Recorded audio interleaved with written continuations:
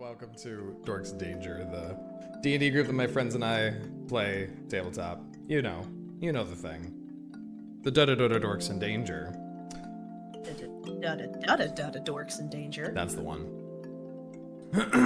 So, last time... Also, I apologize if I'm a little more echoey.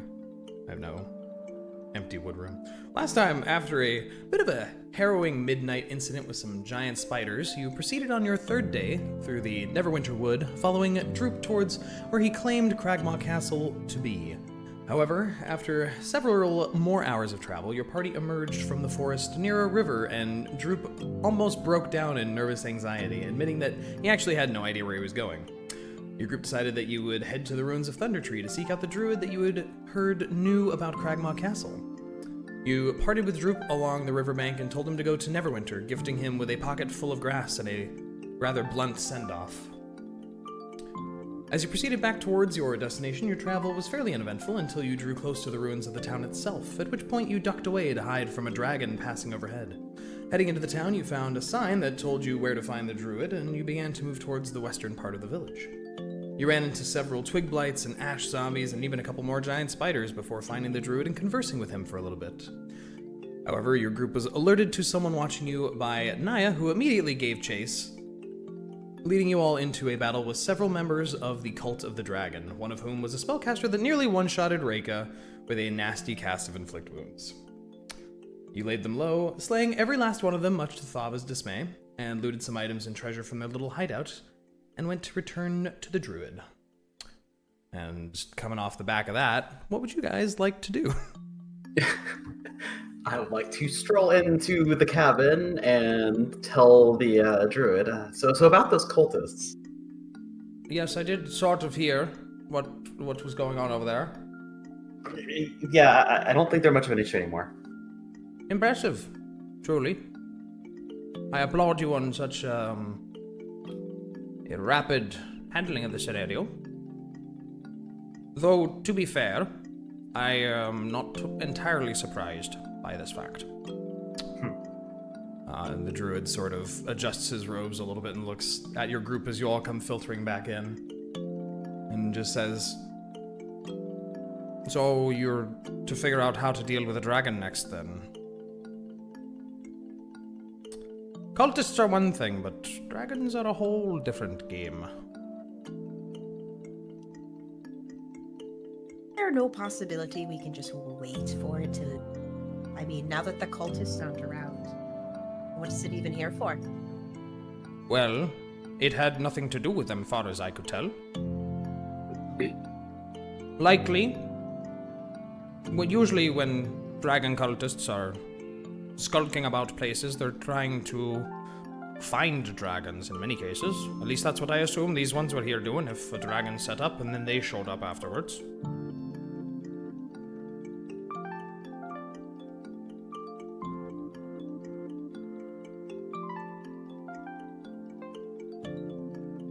So, yeah, then how long has the dragon been here? Oh, probably a few weeks. I'm supposing that it's probably chosen this place as its new lair. Any chances it's a nice dragon? Well, as I said, they all have their own sort of attitudes and temperaments. But chromatics are generally, rather unfriendly, my dear. How do you make a lair out of a tower? Well, anywhere that a dragon can set up roost, go hunt for prey, and then return to a safe location counts as a lair. Okay, I thought those were mostly underground. Well, some dragons prefer underground lairs. Some prefer to make them in trees, or underwater, or in the center of a volcano. Like I said, there's a lot of different temperamentalities out there. Either way, I've never met one. Well, then this will be a wonderful little adventure for you, won't it? And he, pats you on the head. Have you ever met any other dragons? I have encountered few dragons. Most of the time it has been greens, as that is what ends up taking roost in forests most often. I tend to stay quite far away from them. They are a chatty sort at times. Cunning.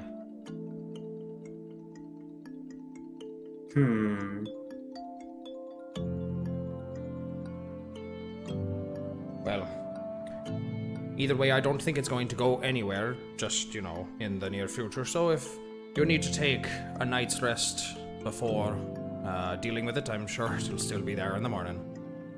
So what are you going to do if we didn't come around? Are you going to go talk to it? Potentially. Potentially, I would have sought out some aid from other members of the Emerald Enclave.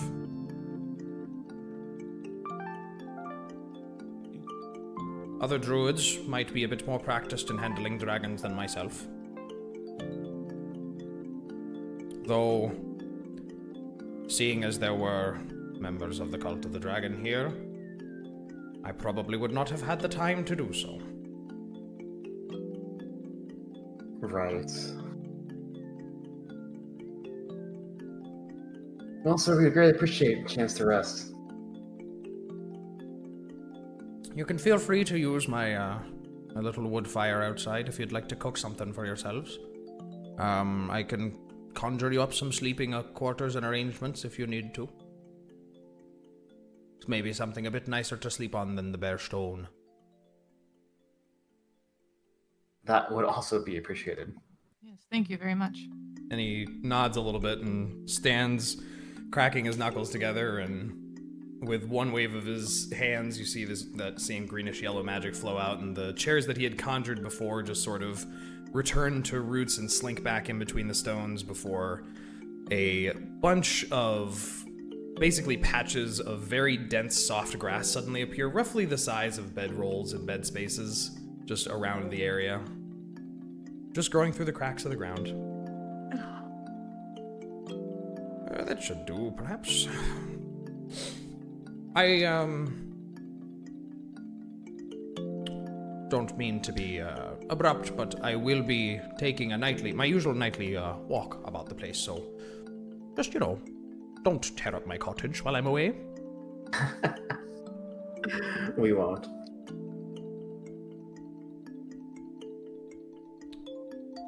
And he looks at all of you slowly, and he finally rests looking at Synas and just gives him a nod before starting to head to the door.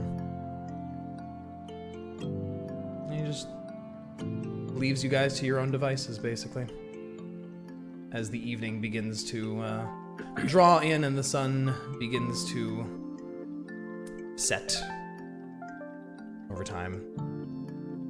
What would you guys like to do? Well, Anything specific? During that conversation, Thava's just been kind of like went over to one of the corners with her chest and just started like cleaning her sword and sharpening it, and is kind of like, clearly in still not a great mood, and is kind of like giving off these vibes like, don't come and talk to me, please.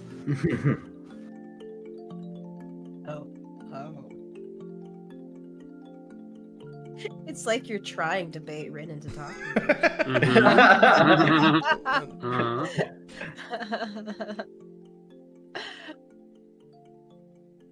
All right, what's everybody doing? Where are you at? Are we all are we gonna sit around the fire? Are we gonna What time is it? Late in the evening? It's getting to be like 6-7 p.m. kind of thing.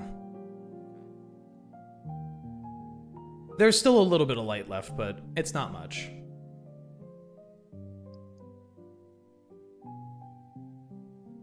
Well, is there anything to do before we go to sleep? That's entirely up to you guys. Otherwise, we can go to a long rest. I mean, did people have plans? I know, but when the last session ended, we had plans to have a fireside chat, whatever that is. Let's commence. I'm ready. I'm so ready. So as you guys begin to settle in for the evening, setting your little bed spaces up and claiming little patches of grass for yourself, it becomes somewhat dark in the cottage, as there is only one sort of light source, sort of camp. The little fire that Brightoff has constructed rests outside of the building, and he hasn't left you with any sort of implement for light. There are some little sconces on the walls that you could light up, and with just a bit of a little fire starting or a little produce flame, giving a nice little cozy atmosphere to the interior of this otherwise old cottage. Yeah, I'll go ahead and wave my hands around and light the sconces. Yep. Cozy in here. Oh, cozy. And I'm assuming you guys close the door just to Yeah, probably. Why not? shut the door upon you. Yeah. So you're just there is still no like animal sounds or anything, no birds, no bugs, no nothing outside. Oh, that so would be so it's creepy. fairly eerie. The only thing that you now have is the light crackling of fire and the sound of the breeze. So it's very quiet in here.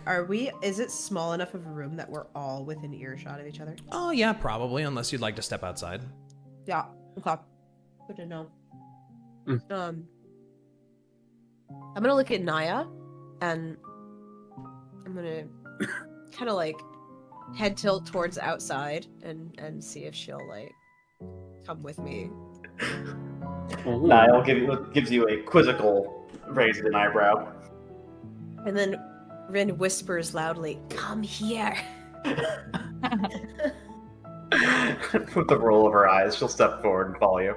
All right, sweet. You don't necessarily have to move yourselves on the map if you don't want to. You can. I mean, why Yeah. not? Immersion. It's up to you. My immersion. Oh, my immersion. Okay, I'm just. My immersion. Oh, I had to close the door behind me because I wasn't raised in a barn.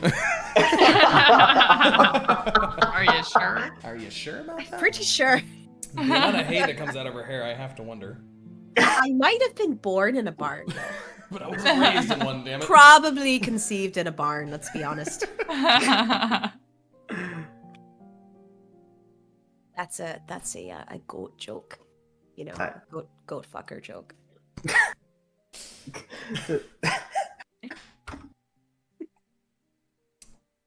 Just add to my tally list.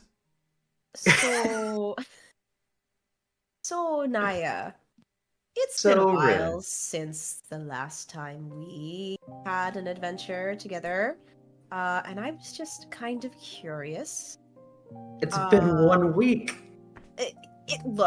We've done a lot in that time. We've been level 2 for like 3 fucking years. Mathematically incorrect.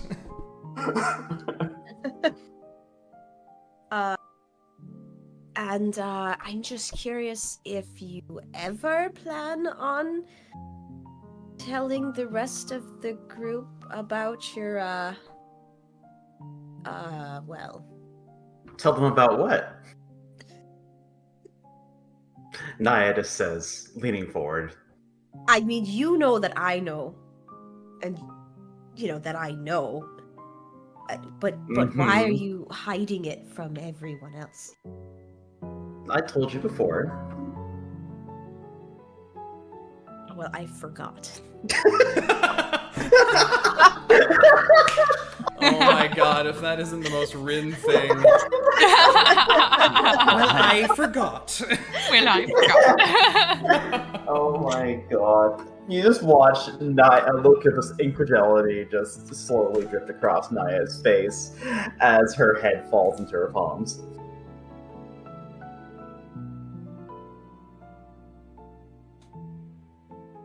Well...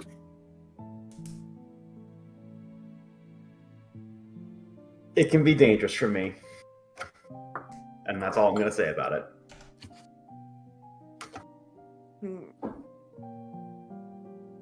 Okay. I guess that's a good enough reason. I have known them for all of a week. You've known me for all of a week. And I wasn't planning on showing you. Okay. Well, all right.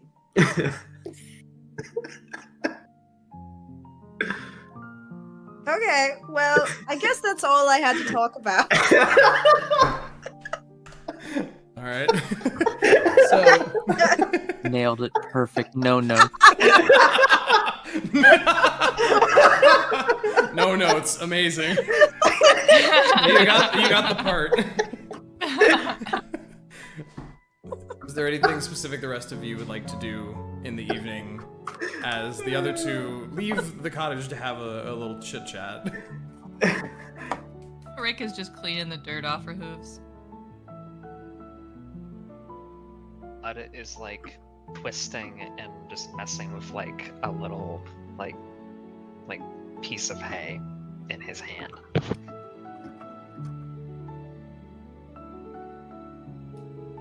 I have a question. Did he Have raise any his of hand y'all first? met a dragon before? I have not. Dennis? I wasn't planning on meeting one, to be honest with you. Normally I take the long way around when they've been nearby. Bud does not say Thava's name, but he's just like looking at her expectantly. Thava looks up from like sharpening her sword and just kind of just looks at Bud for a moment and then goes back to sharpening her sword. Doesn't say anything. So I'll have to follow up on that later. Have you seen a dragon, Mhm. Bud? I have not.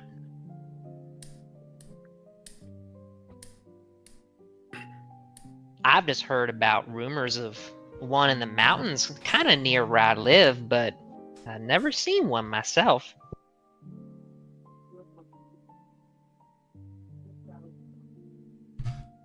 Rinn and Niah, do you return after your Yeah. private Not adjournment? quite, actually. Oh, Before okay. before you walk away. Oh, you want to say something to me? Okay. Yeah, Niah does These actually notes. Notes.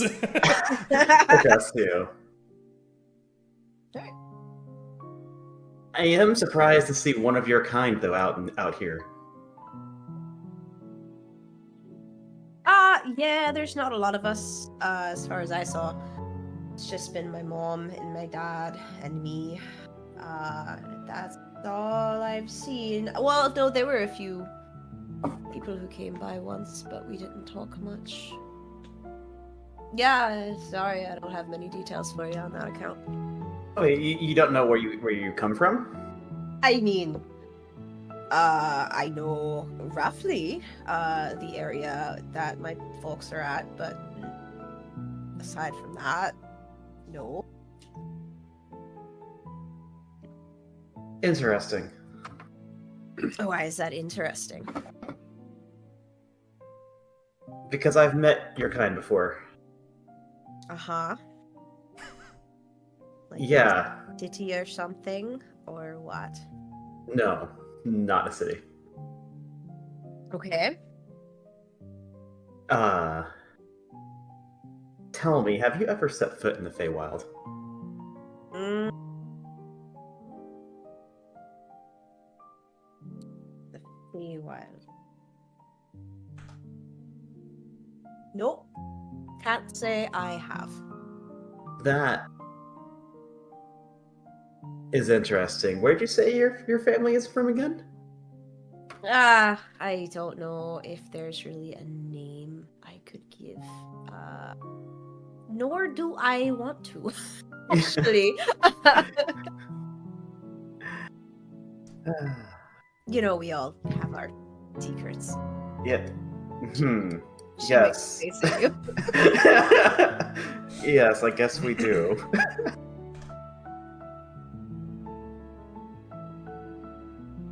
Well then. I mean, do you have a problem with satyrs? Is that what you're trying to say? No, it was surprising. It was just surprising. Okay, that's not cryptic or anything.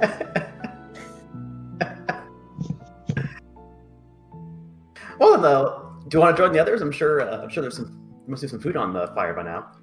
I damn well hope so. I'm fucking hungry. Go for it.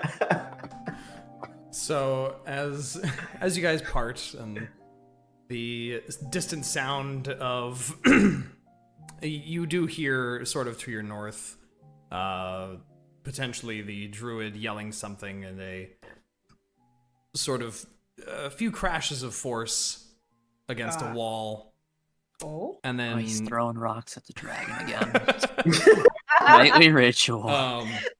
The little broken down cottage just to your north, Rinn, you see a bunch of twigs come flying over the broken roof of it. And you hear a distant, "And stay down, you little shite." And the druid comes walking out and then just kind of continues to casually walk further north.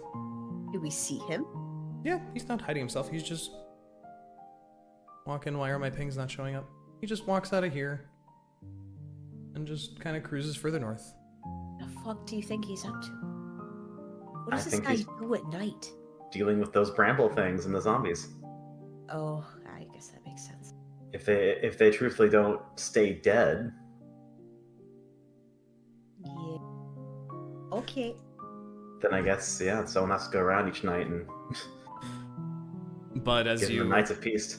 just as you were settling back down from Thava giving you the stink eye, Rinn comes clopping in and Niah follows behind her. Did anybody Welcome start back. any food yet? Thanks, bud. Did anybody start any food yet? Reyka just looks up from a dirty hoof. If you're already thinking of dinner, I suppose I could try and get something going. Oh, that's right. You're good at that. I'd say I'm halfway decent. I have a few years under my belt.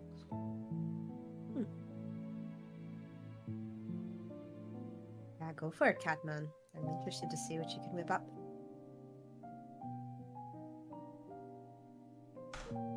I mean, Synas will go ahead and start roasting whatever we kind of have on hand, or if the druid has any, like, small game or anything available in Didn't the Reyka house. get something earlier? I swear you got some rabbits or something. I gave them to the giant. Ah, that's right. Okay. I mean, between the two of us, we're also Yeah. probably pretty good to Within find something. like 30 Yeah. minutes, if Reyka helps out, Synas, you can find practically any small game that you like That's right. in the area. Yeah. Though We all have- it does take you a bit to wander away from this odd seeming radius before you start finding animals again. That's fair. You kind of have to push through the thickets, 50, 100 feet before you even spot a rabbit. Eventually come back to your group to start cooking.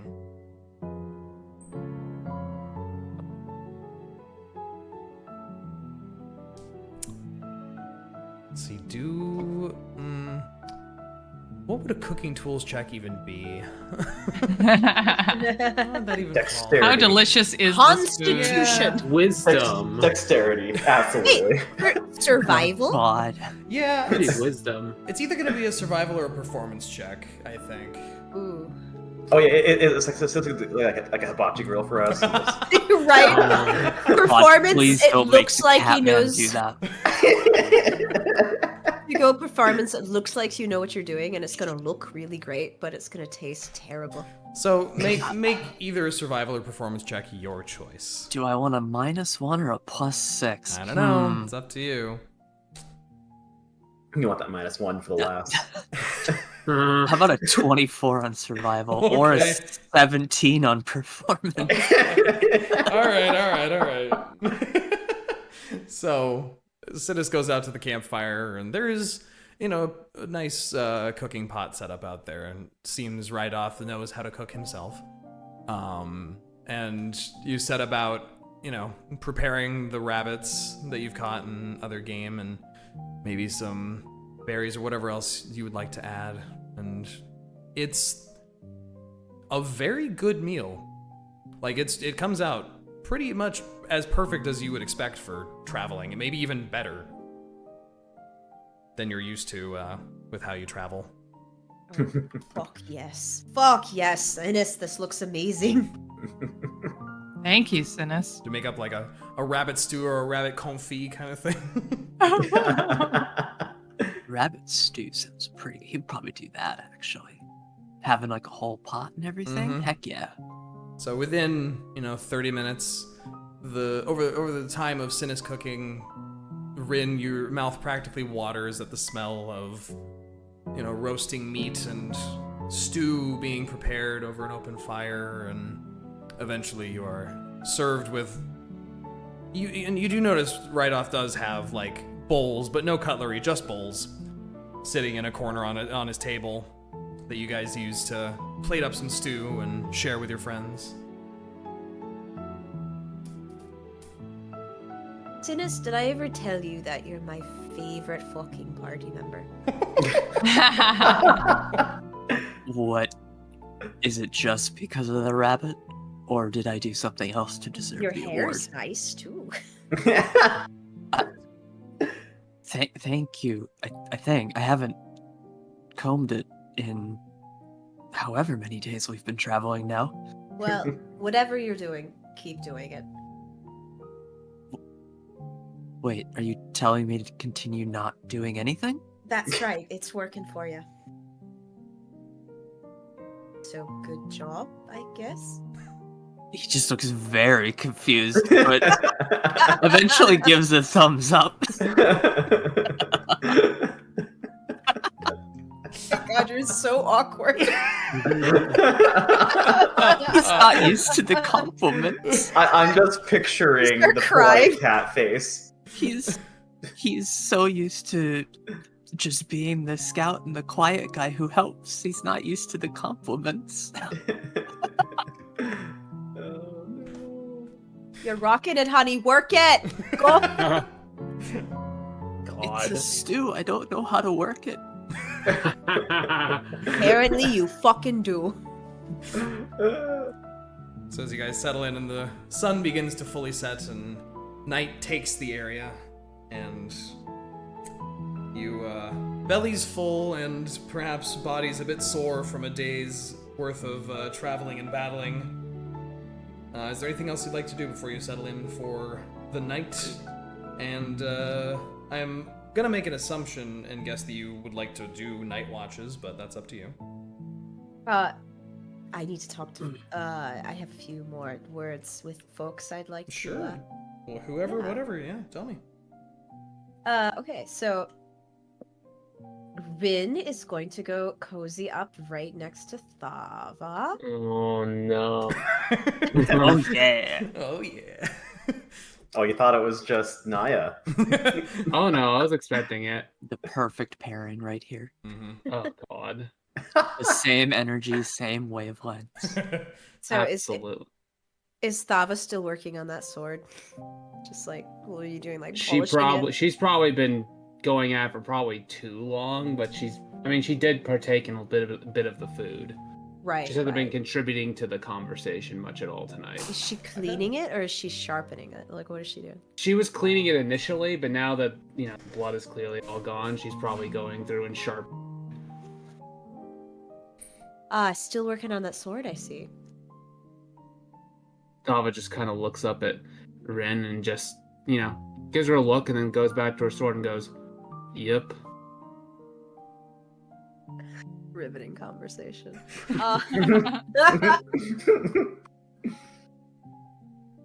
So,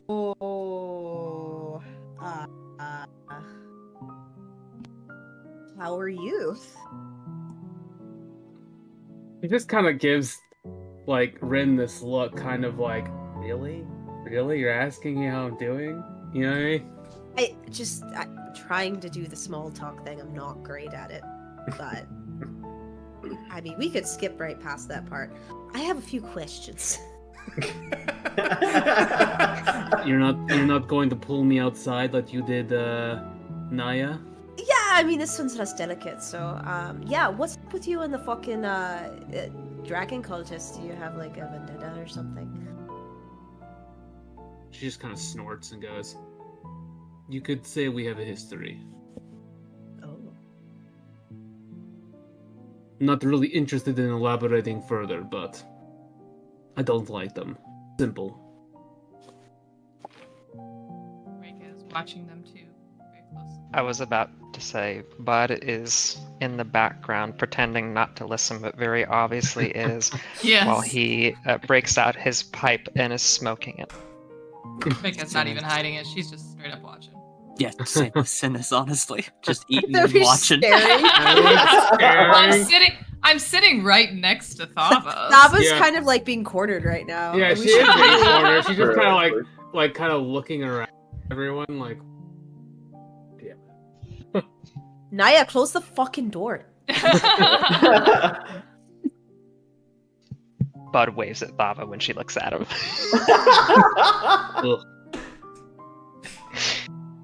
ugh. Is this like going to come up again later? Is this something we should probably know about? Are you gonna go on a fucking rampage and we're gonna have to really? I mean, you were really angry when we. She just kind of sighs. Hopefully not. I'm still here for the mission. We're going to find a dwarf. I'm not going to disband and run off. Okay. Well, if You you know- ever feel like opening up, I'm here. Yeah. I just want you to know that. Mm-hmm. Thava, Yes.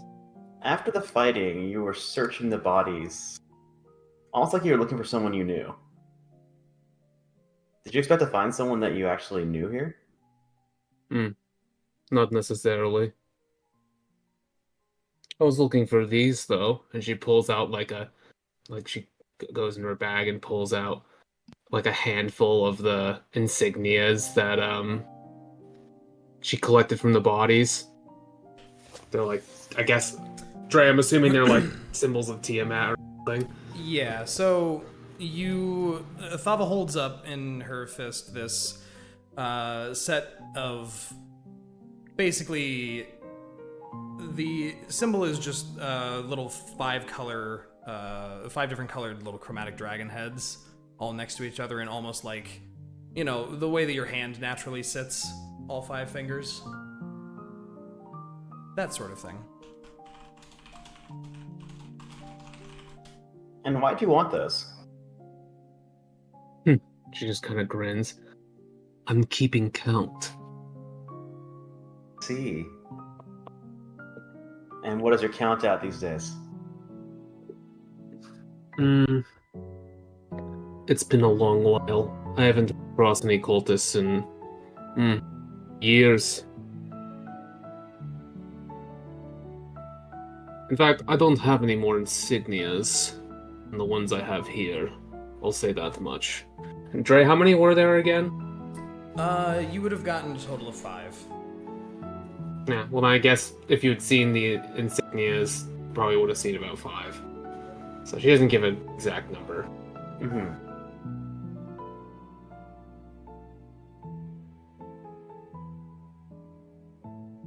So you're like a headhunter or something? You just keep trophies of all the cultists you've slain?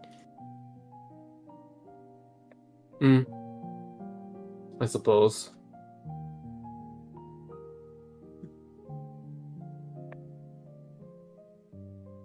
Scary. It's very intimidating. If you don't mind me asking, why are you hunting them? I'd rather not get into it. Like I said, have a history with the cult. I don't like them. Do you really need a good reason to hate dragon cultists? Okay, maybe not, but still curious.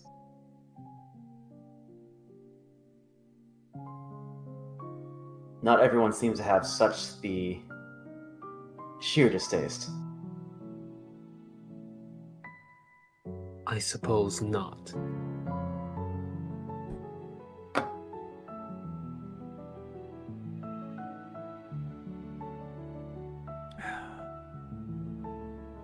Is there anything else you would like to converse over as a long silence falls over your group in the eerie quiet of this place?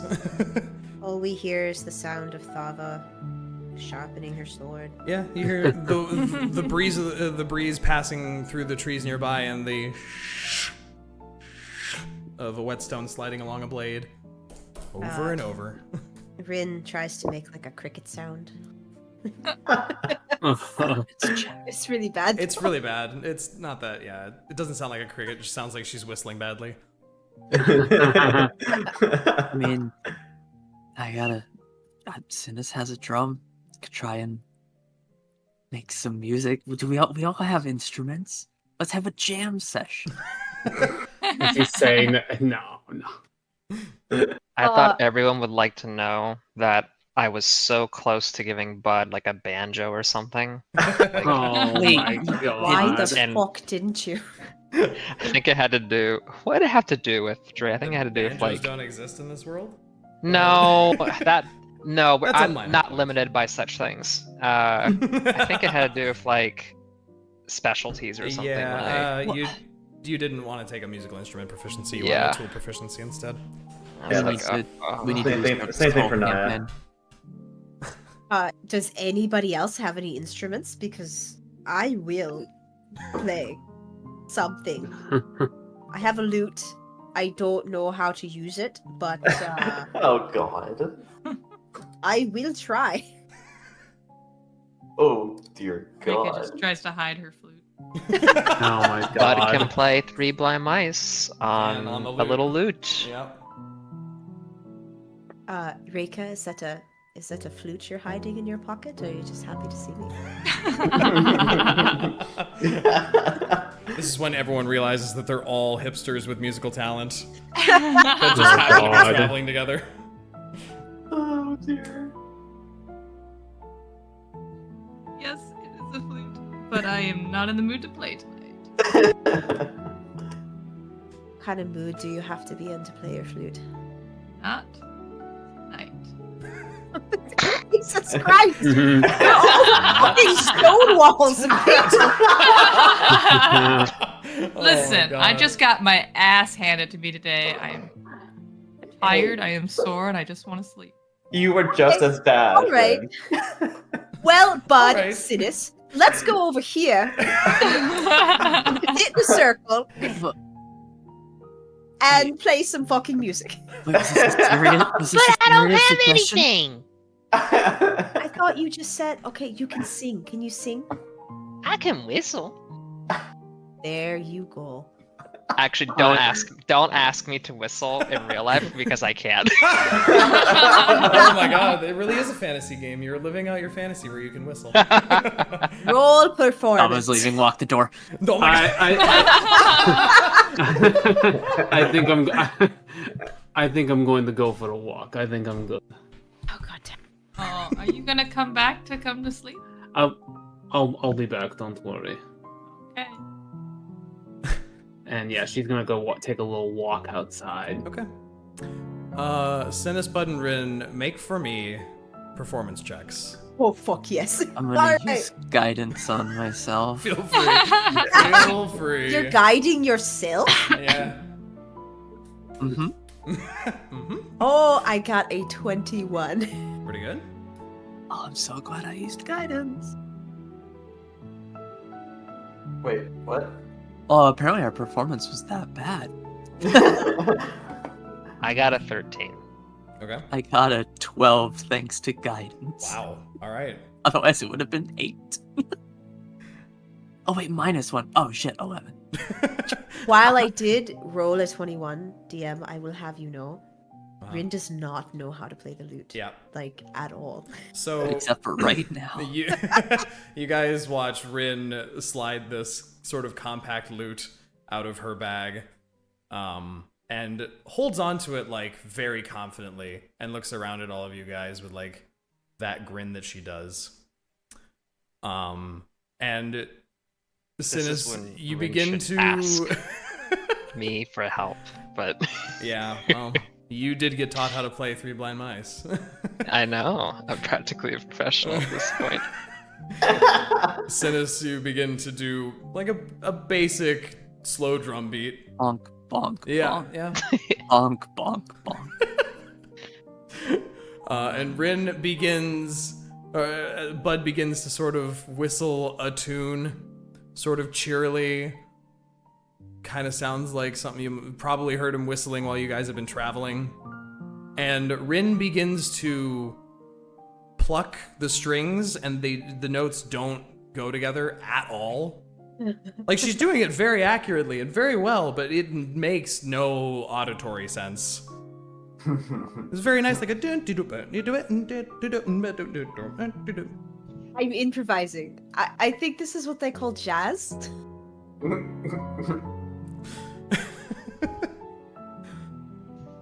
And that goes on for however long you feel like tolerating it.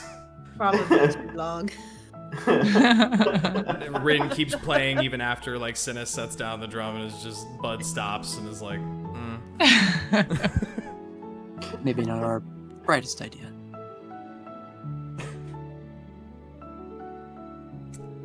Reyka looks pleased with herself for not joining in that mess. Thava, do you take How off? did you get that loot, Rinn? I found it Where? in Neverwinter. Oh. Oh yeah? What store? Well, it was in a tavern next to some guy who'd fallen asleep. He wasn't using it, so Because he was asleep. yeah.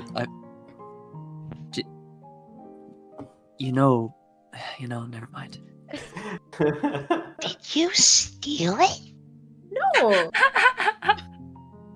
absolutely not. Oh, okay.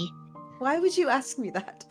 Well, I don't know how'd why. you know he wanted you to take it if he was asleep? I don't know what he wanted. He was sleeping. Oh my god. Wait, how could he be leaving if he was asleep? Leaving? He was sleeping. What are you talking about? What? Oh, never mind. It's been a long day. Thava, is there anywhere you specifically take off to as you hear the sort of discordant music coming from one of the windows of the cottage? Or are you just we cruising didn't- around for a walk? I could cruise around for a walk, I guess. Sure. But I It's- guess I'll be keeping an eye out for any kind of decent places to sit down for a bit. Yeah. There's, some piles of some of the rubble or some logs from one of the frames of the other cottages nearby. You meander out of sight and out of earshot from your party mates in their cottage. Okay. And the sky overhead is just purely clear, filled with stars. The night is fairly temperate, 60, 70 degrees kind of thing. It's very nice. Nice. But again, it is just a tad eerie with no night sounds that you'd be used to. No bugs, no birds, no nothing. Yeah, it's a little eerie.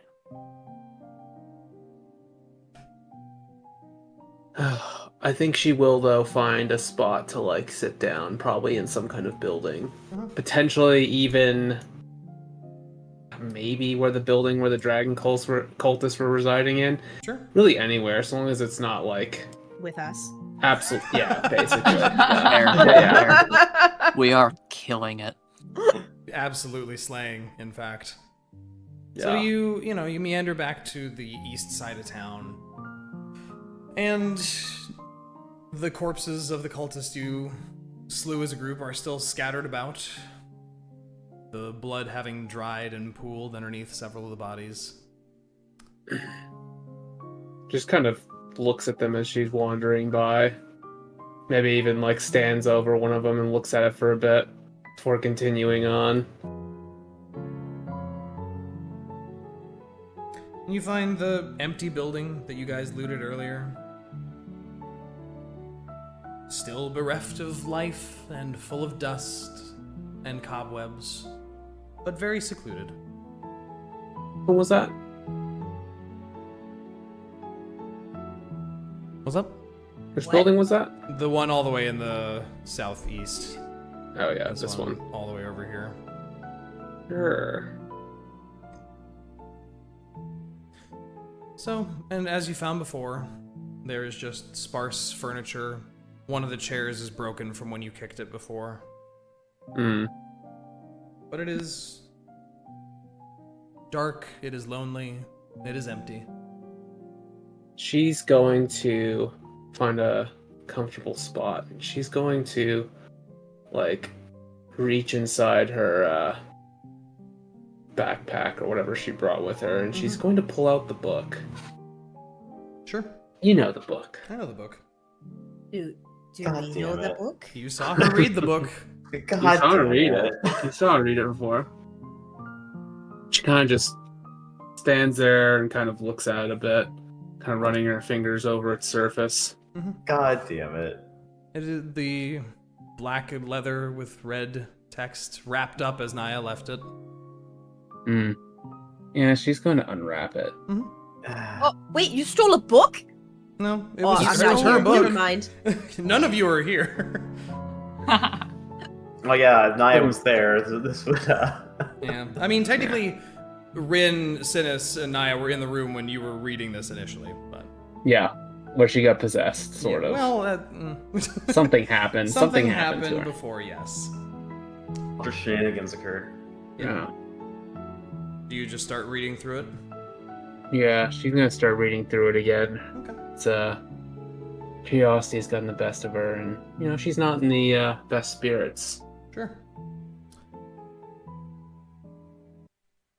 So, as you begin to go through the book, once again, you start thumbing through the chapters of odd prophetic writing and deranged fascinations with these apocalyptic beings and events, skimming over what you've read before to get to the further back chapters of the book that you can't seem to recall.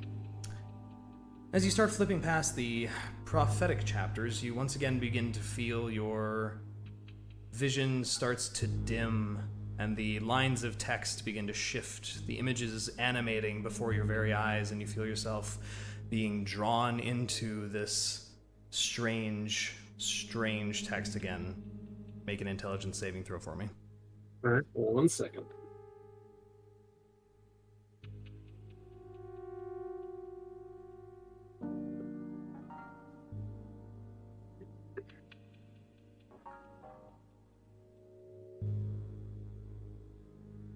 Ooh, 19. 19.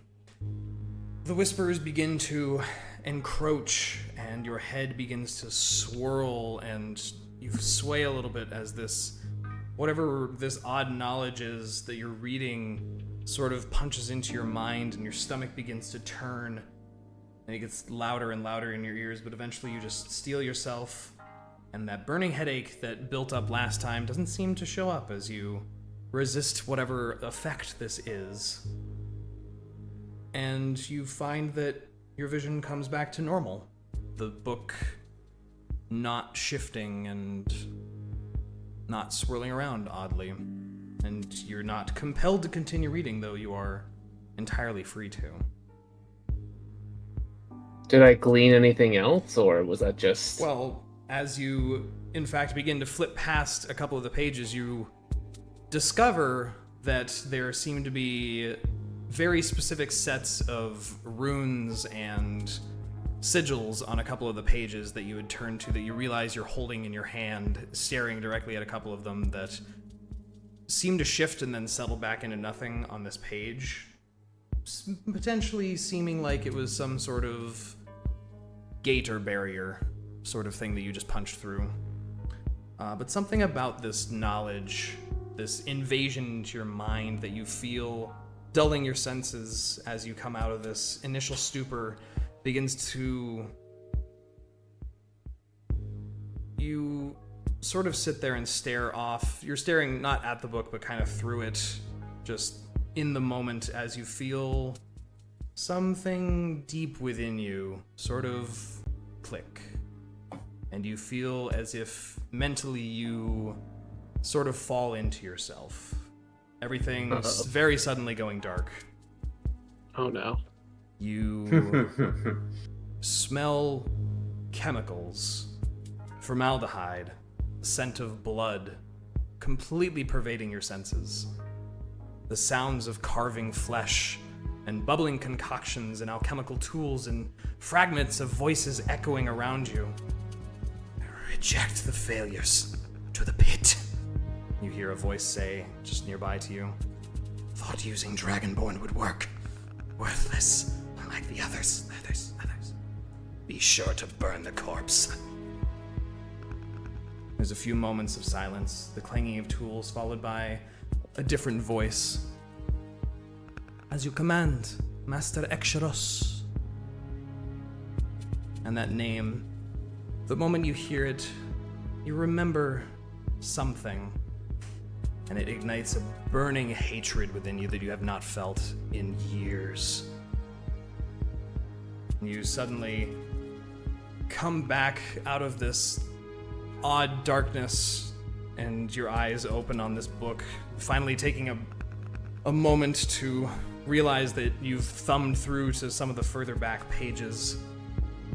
And with that name sort of lingering in your head, you see in completely red lettering that you're not sure if was written with red ink or with blood specifically. You see sigils and instructions for what appear to be rituals that involve acquiring patrons or taking oaths to gods or creatures with greater power. They're very vague. It's just a series of instructions, basically, the steps required. What catches your eyes is the beginning of a series of oaths and rituals that have a bit of script along the top, which read, "To pledge oneself to a purpose is to seek greater meaning. Prostrate thyself before the might of the divine and drive forward the path of belief through your foes. Let thy fortitude cleave a trail." And following that page, there just seems to be instructions, symbols, rituals over and over. Just pages upon pages of all sorts of different rituals for what you're not entirely certain in many cases. What would you like to do?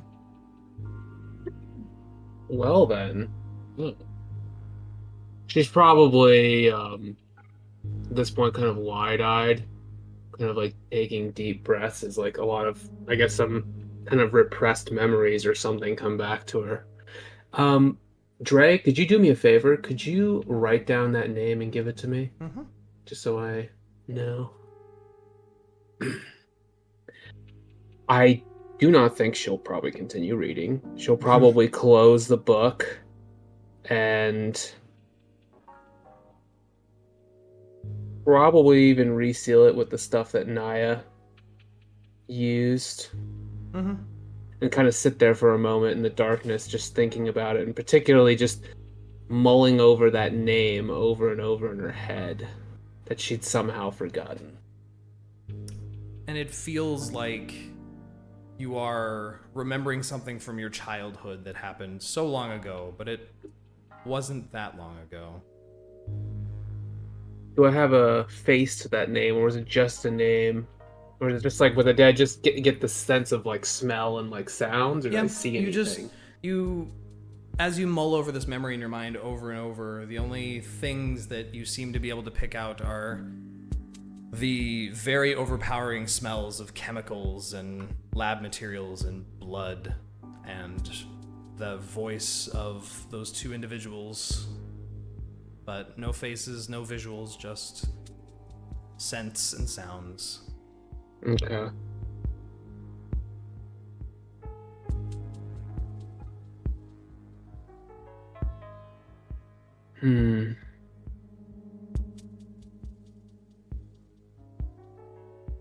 I think she'll sit here a little while longer before eventually making her way back. But I don't think she's going to be doing anything else with the book tonight. Mm-hmm.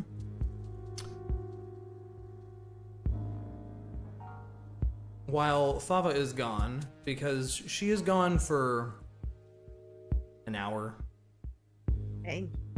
maybe a bit more. Eventually, about an hour and a half goes by, and you hear the clinking of armor approaching through some of the cracked windows. as Thava comes to return to the group. Hold on a second. To drag myself back over there. She kind of walks in. She looks, I imagine she looks a little bit more pale or something. Like she might have seen something. I don't know if that's possible with scales, but you know. Yeah. But she's quiet. Kind of comes back in and goes back over to her little spot and sits down next to her chest. Yep. Niah just quirks an eyebrow at you as you enter. Reyka notices you immediately when you enter, and when you sit down, she just kind of says low, "Are you okay, Thava?" I'll be alright. Just kind of stays quiet after that. He looks at her concerned, but doesn't inquire further.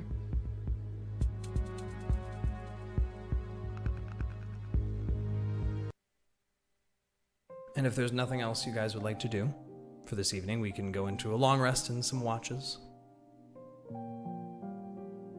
Yeah, I think I've asked questions pertinent.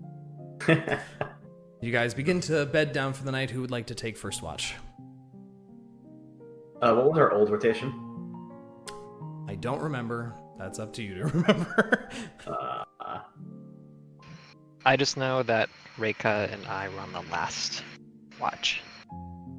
Was I it think- Rinn and I on first watch? I think it was. 'cause Yeah, I was think it with was, and then it Thava was in the middle. of the night. Thava and Right. That yes. Yep. Okay. That wait, that was without dark vision. Yeah. Niah and Rinn, please go ahead and make some perception checks for me.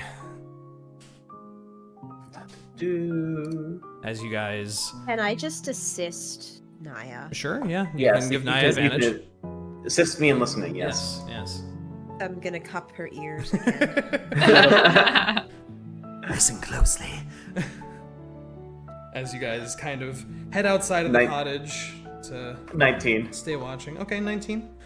On a 19, you don't notice anything. It is dark, save for the moonlight gently illuminating the area. The very clear sky overhead hiding nothing, but much like you've experienced and been experiencing, no bugs, no birds, no sounds. You maybe hear the shifting of a few bushes nearby and tense up, imagining maybe some giggling suddenly starting, but nothing appears to emerge through the first couple hours of your watch. You return to wake up the second group. Synas and Thava. If you would like to make some perception checks for me. Do you want to make one as well, or should I just do the advantage? What was your perception again? +6? Yeah, no, I'd rather help you and give you advantage. Forget your guidance. No shot. Natural 20. Okay, fine, I have to look something up real quick. Hold, please. At the same time, Synas would probably be doing his nightly little tarot card reading and star map updating. Yeah, Thava, as you're sitting next to him, you see him pull out a weathered pack of cards and a few scrolls, just glancing up at the stars, noting some things as he keeps an eye out. Were we outside doing this watch? Yeah, you'd step Okay. outside, just in the front area. Okay. As he's shuffling the deck, he would glance over at you and ask, "You want a free reading to see how tomorrow will go?" Sure, why not?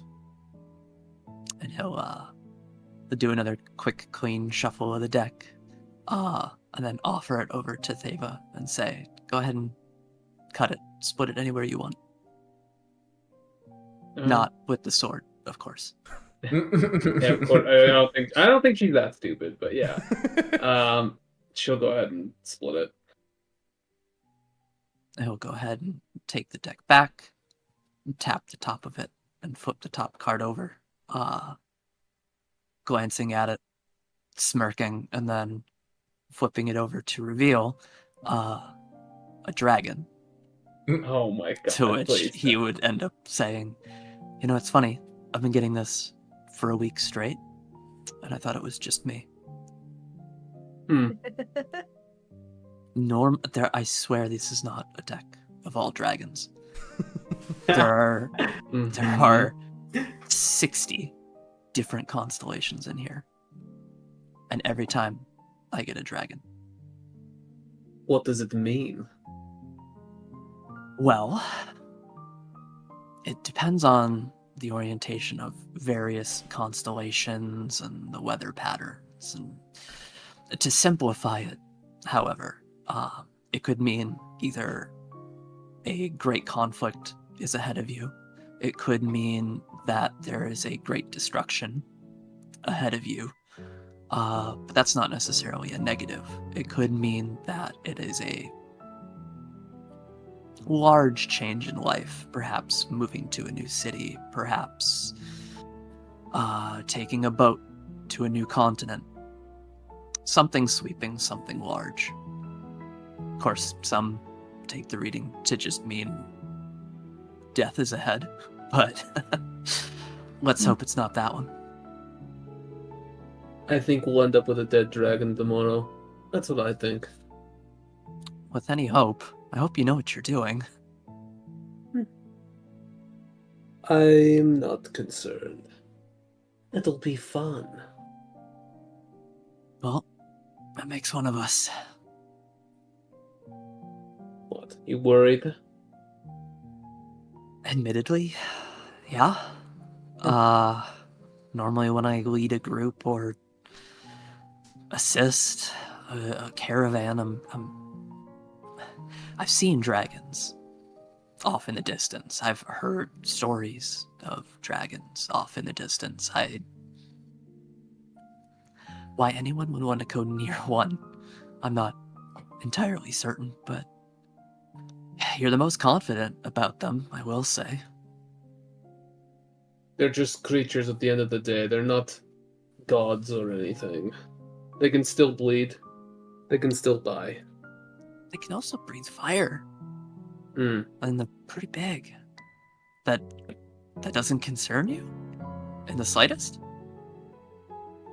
Well, if I die, I'll die honorably. At least there's that.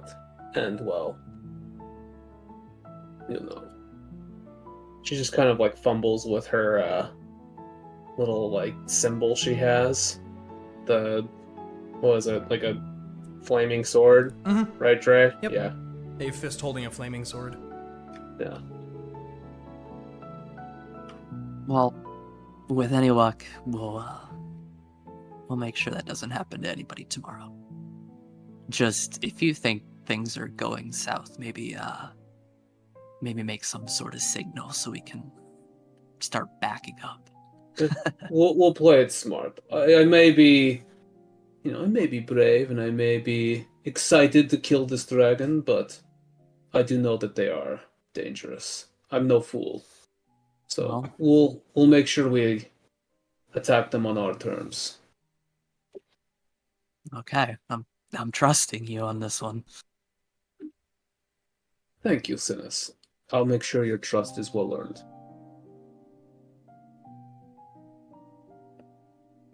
With that, he'll go back to his note-taking. And with a natural 20 on perception, the main things that you notice are the silhouette of a singular owl swooping up through the air. You just barely notice not because you can see the owl, but because you see the stars get, blotted out by the owl's silhouette moving across them. And it seems to circle 3, 4, 5 times over the perimeter of the area before kind of heading back out into the woods. But other than that, you don't seem to notice much else.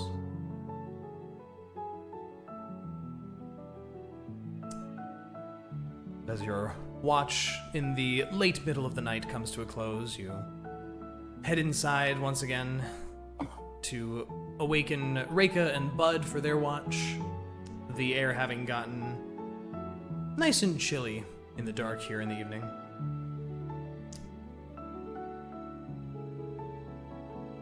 Bud and Reyka, if you could go ahead and give me either separate perception checks or assist one or the other. I rolled a natural 1. Oh man. No. Hell yeah. Oh man. I rolled a 3, but I got +4, so 7. Okay. Also, at some point during our watch, can I sneak back inside and check something out in the cottage? Sure. At some point, Bud, you and Reyka are sitting outside and just kind of looking around, and then she just kind of gets back up and gently creeps into the cottage without a word. Reyka wants to I gotta go be as out best here as myself. you can with hooves. Very, very soft. And just like right, and just wants to look at Thava really closely. Oh my god. Okay. You're the star. Everyone No wants pun to look at intended. Thava. What are you looking for specifically? The same thing I told you the other night? Yeah. Do I need to You're do I asleep. detect her? You're asleep. Damn it. Actually, Reyka, go ahead and make a stealth check for me. God. All right. And we'll compare Have that disadvantage on stealth. to... Yeah? Ooh, Go because and of your armor. We'll compare that Oh, to... I got a 1 and a 3. Awesome. Oh no! So 4 if you actually want to do anything with the 1. Oh god. So, Reyka, as you're creeping up a little bit closer to Thava, you're mainly staring at her, focused on her form, not the floor, and one of your hooves thunks right into a uneven stone in the flooring, and you stumble forth with a very sudden loud of hooves hitting the stone floor, and you see Thava's eyes just shoot open. How close is she to me? Probably within like 5 feet of you. She just kind of looks up at Reyka and goes, "Is there something wrong?" Oh, no. I was just getting a little hungry and was looking for a little leftover scrap, That's all. Very convincing. Didn't we cook food outside? Well, I might have tucked away something under the grass over here. Mm-hmm.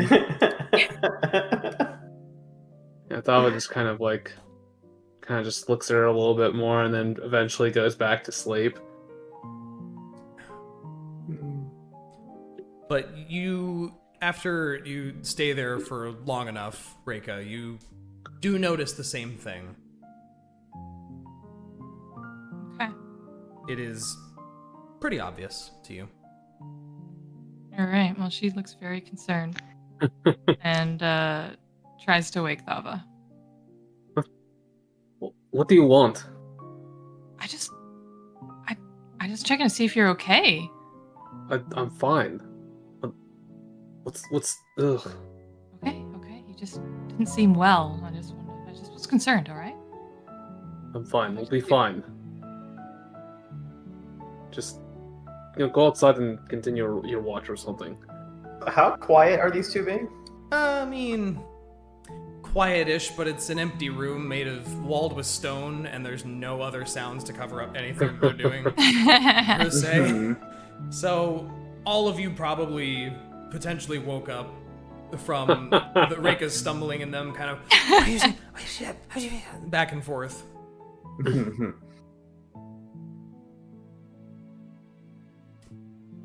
Yeah, just Niah tries is to a little quietly sneak outside. Okay. Ugh. But the rest of your watch goes uneventfully, besides. And the dawn light begins flittering through the trees once more. And though many of you expect the sounds of bird calls in the morning, once again, no sound at all occurs. Just dead quiet, and the breeze through the trees. As we come into a new day, and you can take a long rest. Yay. And level up? No. No. No. as the new day dawns, you have, as far as you know, a dragon to the north, which you guys need to investigate, and the druid has not returned just yet.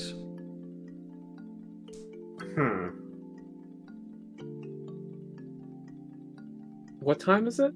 It's probably about 5 in the morning, 5, 6 o'clock. Ooh, Like that's dawn, dawn's first light kind of thing.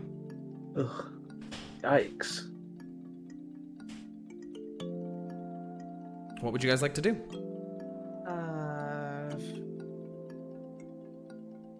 Maybe Breakfast. Go about preparing some breakfast, maybe some leftover stew from the night before. And eventually, the front door of the cottage does swing open, and you see the druid waltz in.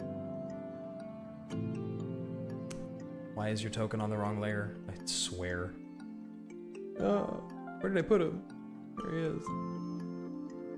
The druid kind of opens the door and walks up and goes, "Oh, good morning. You're all still here, I see. Very good, very good, very good. Did you sleep well?" Morning. Very well. Well thank enough. you. Oh, good, good. Thank you for your hospitality. Of course. I left you all well alone. I figure I shouldn't intrude, and I do like sleeping out under the stars once in a while. It's quite calming.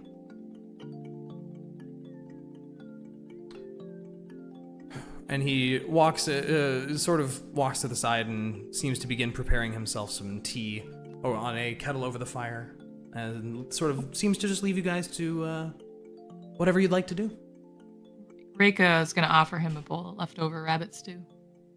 And he looks at you and looks at the bowl and goes, "Ah, I would love to, and I hate to refuse, but I am vegetarian."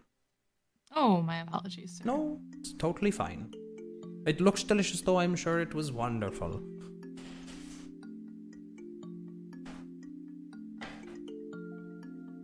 But he settles down on a little patch of grass and just begins having his morning tea, seeming very casual about everything. And leaving you to the day, as you would like, in this old ruined settlement here. Alright, guys, what are we going to do about this dragon? Are we going to approach it like in a Rinn friendly looks- manner, or is it, are we going to come in shields blazing? I mean, Thava's still probably groggy, waking up, and just kind of just sitting up with her back against the wall, kind of like blinking her eyes a couple of times. Well, Reyka's been up for hours. She's ready. Always up. Up at 3 a.m. Yeah. Oh dear. So this morning, Rinn looks really nervous about what we're going to be doing today. Just kind of the whole situation. She's not looking too happy about it. Oh, cheer up, Rinn. Not every day you get to see a dragon. She doesn't really respond. you can see it from further away if you stay near the back. What? Oh, Just stay near the back of the group.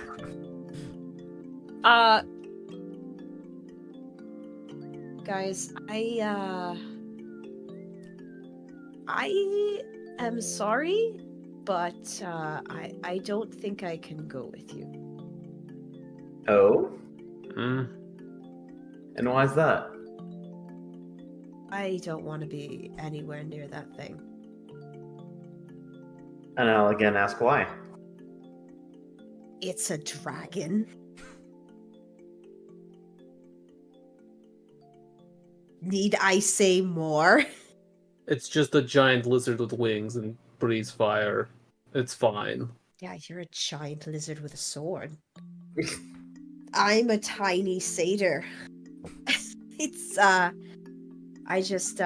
I'm not feeling comfortable about this at all, and frankly, I think this druid should probably, I don't know, do the talking for us or something? Mm, Rinn, I'm shocked. I never saw you being afraid of anything. Look, I really just have no interest in meeting, much less fighting a dragon. I don't know what you plan to do, but How else are we going to get to Gundren if we don't do this?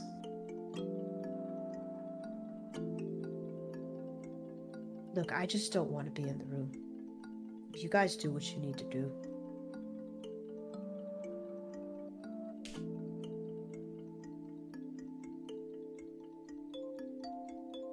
Well, if the rest of us are going, I'm not gonna feel as safe if you're not there. I'm kind of scared too. Yeah, you're the one that's like one-shotted a whole group of people. Previous encounters. yeah, remember what you did with those goblins? It's pretty impressive. That's not the point. Besides, it's a green dragon. It won't be immune to the fire. Your fire will be effective against it. I'm not gonna fight the dragon. Will you talk I would to the hope dragon? that's our goal, to not fight if possible. Always. Thava looks a little disappointed, but is kind of like, understands to some extent. And by the time she's waking up now, she actually looks better than she did the day before, for sure. Looks like she's a little bit more lively, especially with the prospect of a dragon encounter soon.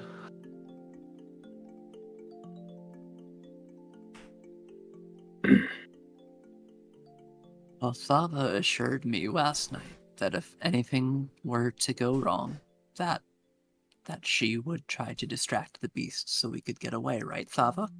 Of course. Of course. See? Just don't stay in front of it and you're fine. Perhaps then we should take a more diplomatic approach at first, then. I'm always in favor of a little diplomacy first. The only problem is if the diplomacy fails and we're all standing right there, it could be a big problem. What would you suggest? Well, I would say only 1 or 2 people go to actually confront the dragon, talk to it. Everyone else gets ready to, jump in when things look bad. Bad idea. I don't have a problem going in with someone else. I know I'm not the best with words. I can go. Can get away quickly if needed. Sure, that works. But what's our angle with this? Well, if you really insist on the diplomacy route, we just need to get it gone. But we have to motivate it. Well, Potentially treasure, but who's to say it won't kill us and take the treasure anyways? At least that's what it might think. We would have to give it treasure elsewhere, location, but then I wouldn't trust that likely. We could either convince it there's treasure somewhere else nearby, or maybe that if it doesn't get the hell out of here, we have more people on the way. But to say, could we, rather than try and bribe it, mostly just try and scare it off with promise of more trouble in the future if it stays? It's possible. It probably picked this place because it wanted to be secluded, I imagine. Yeah, and I imagine that this place won't remain so for so much longer. They're already resettling Vandelen. So the druid here is already working on reclaiming the land. It probably won't be that much longer before it's resettled. And with that will come a great deal of attention from the kingdoms. Still, it is a dragon, a chromatic dragon. Leaving it alive is unfortunate. It could cause problems, especially for the future of this place. True, but doesn't fighting dragons usually take, battalions of soldiers? Depends on how small the dragon is. This one doesn't seem to be fully grown from what I've seen. After all, we have our monster hunter friend who's looking for dragons. And from True. my understanding, it's just him. Maybe we can use that. Maybe we can say that there's a dragon hunter around. Well, wouldn't be a lie, would it? Well, he hasn't found the hunter hasn't found the dragon yet. No, he hasn't. If only he was closer. True. So what, do we want to take the approach of a peace offering and some friendly advice that there is trouble brewing in the future? Possibly. I definitely like the intimidation angle. I think would be pretty effective. Really looking. I mean, do you really think we can intimidate a dragon? I'm more Could be. thinking this. I'm thinking more if we can approach it with a reasonable self-interest on both parties, a win-win situation. If we can make it seem like we have a larger force than what we have, I think we could succeed in intimidating it.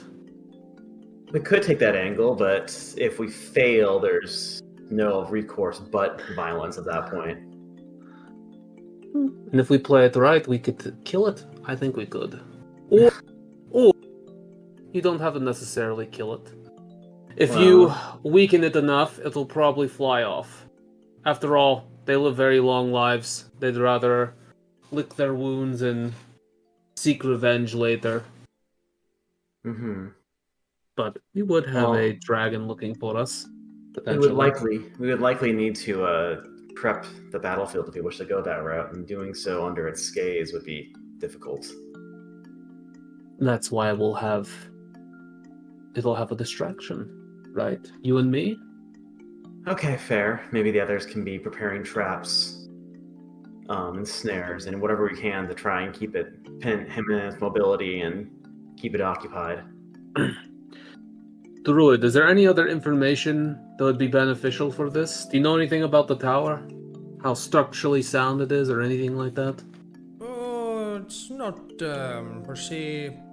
it's old, but it's old stone that's settled, so it's structural enough to not have tipped over. I'm no expert in, structure or siege, if that's the route you want to go, but it was a sort of, presumably, perhaps a watchtower or maybe even a local court tower of some kind. It's, 40, 50 feet tall. It's got a fairly nice cottage attached to it, so surely whoever lived there before was of wealth. Probably built very strong. Wasn't there barracks on the way into town we didn't check out? Well, yes. Maybe there... Do you know if it's been picked over pretty thoroughly, or might there still be something in there we could use? As far as I know, this place was scoured very thoroughly by the first few groups that came through to check if there were any survivors after the massive eruptions. I doubt you would find anything of use. Anything that might have been of use likely was magically incinerated when Mount Hotenau blew its top 40 years ago. But do you know if there's any current plans to resettle the city or whole town?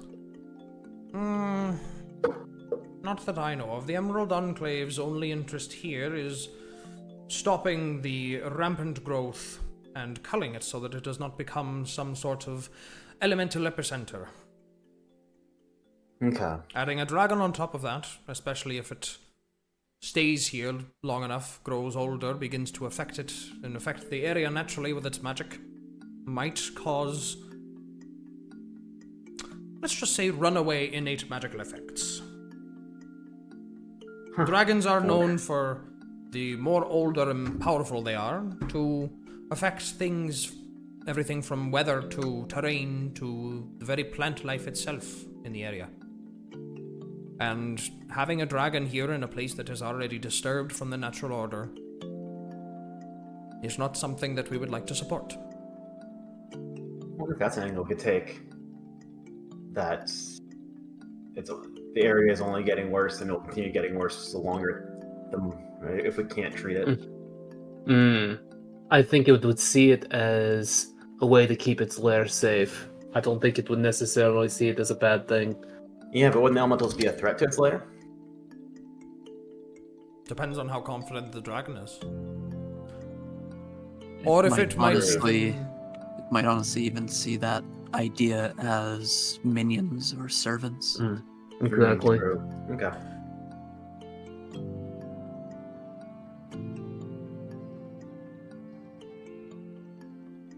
Well, what would be a good peace offering to begin talks? All those cultists did have some stuff they brought with them, some gems.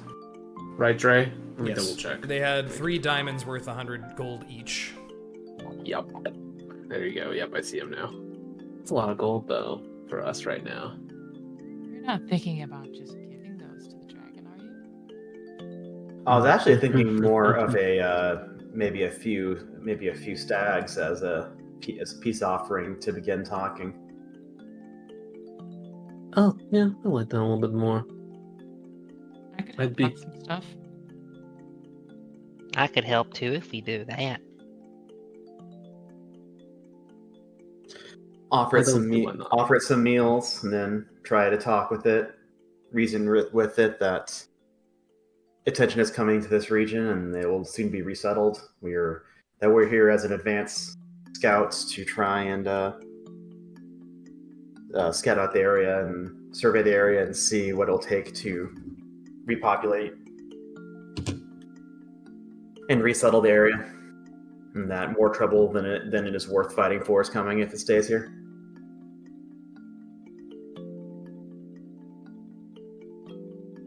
It might also help if we want to intimidate it to mention all the dead cultists.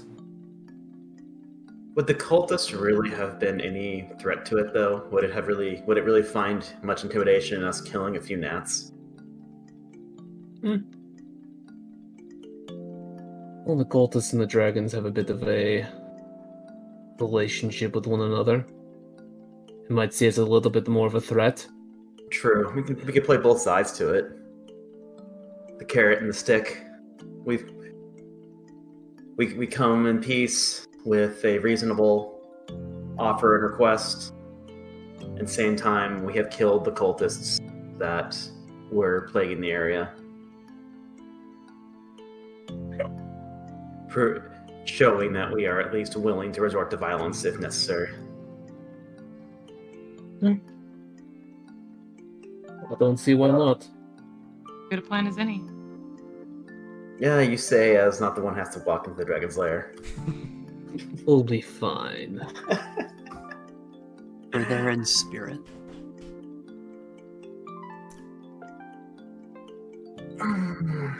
Start hunting? Dre. Yes, please. Dre. Yeah. Ah, no, that's a terrible idea. Never mind. Okay. Sure, just ask. Just ask.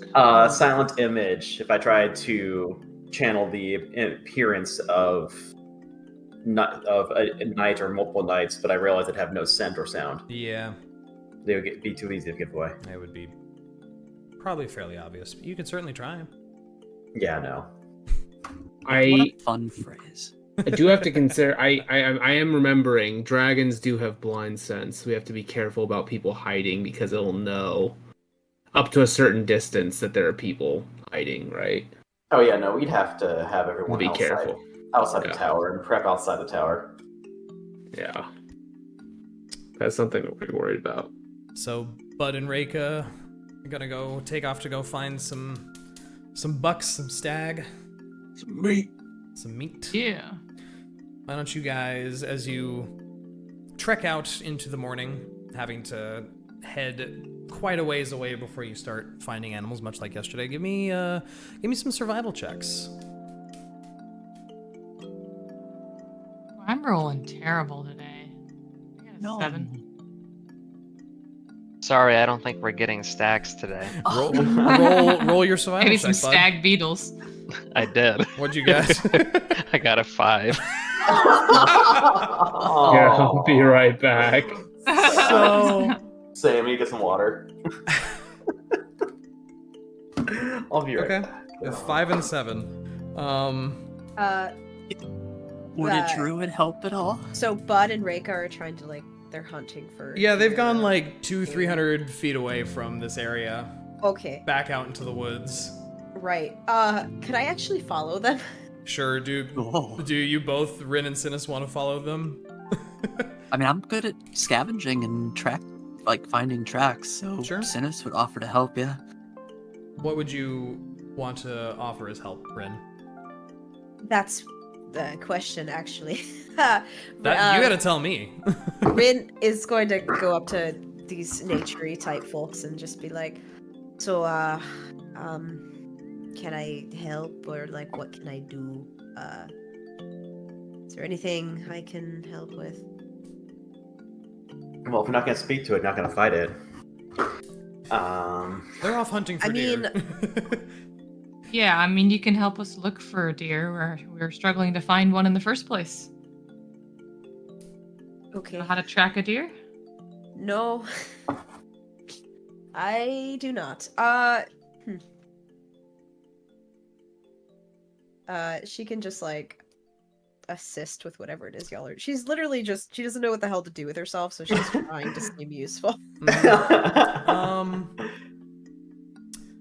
Let's see. Synas, why don't you make a survival check looking for tracks? Okay. This is a cursed hunting party. Rinn, with Rinn trying to help you, and all 4 of you working together, make it with advantage. I return. Thank God, because I rolled that first one a 2. Oh, that's a bit better. 16. 16, okay. It takes... Finally, double digits. Right? God. It takes your group of 4 wandering out into the woods about 3 or 4 hours to find a singular buck. And between the 4 of you, you're able to fell it pretty well. Mainly letting Reyka and Bud take the lead on that. But as a group, eventually, Thava and Niah, who have been left to their own devices with Rydoth for, 3-4 hours, eventually your group comes to reconvene with one dead and prepared, one dead stag being dragged along by the group.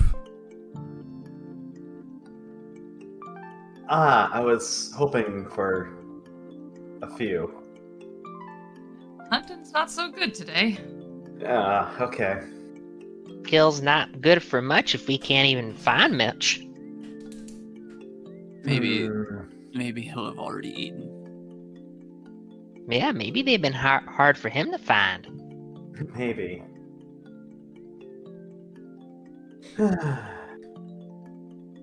Well, with one stag corpse.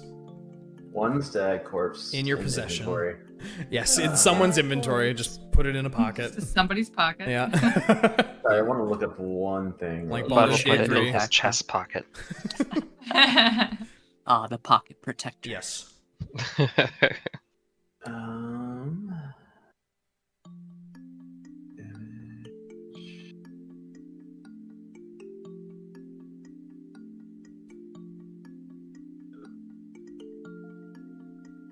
The range is 60 feet. Okay, that's not okay. That will help.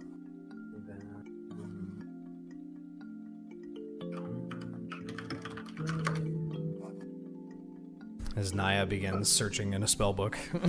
Yeah, sorry. Okay, that wouldn't work either. Okay, cool. Yeah, okay, so if things go wrong, we're probably gonna become running out of that Dragon's Lair. Real fucking hot.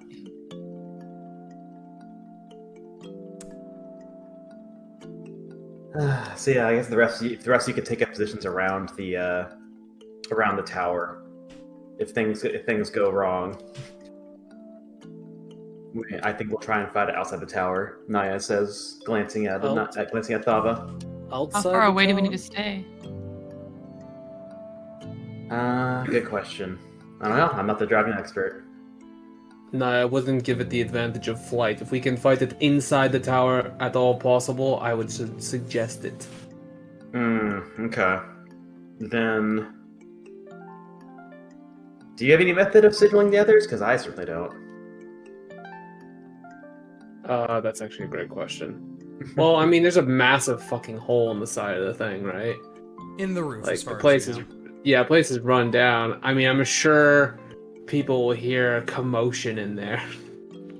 Right? Oh, wait, You don't know? check my spells. Let me double check. Yeah, never mind. I don't have, like, Thunderous Smite or something. So,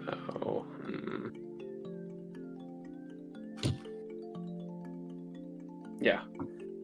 She'll just basically say, I'm sure they'll hear the commotion of battle pretty quickly.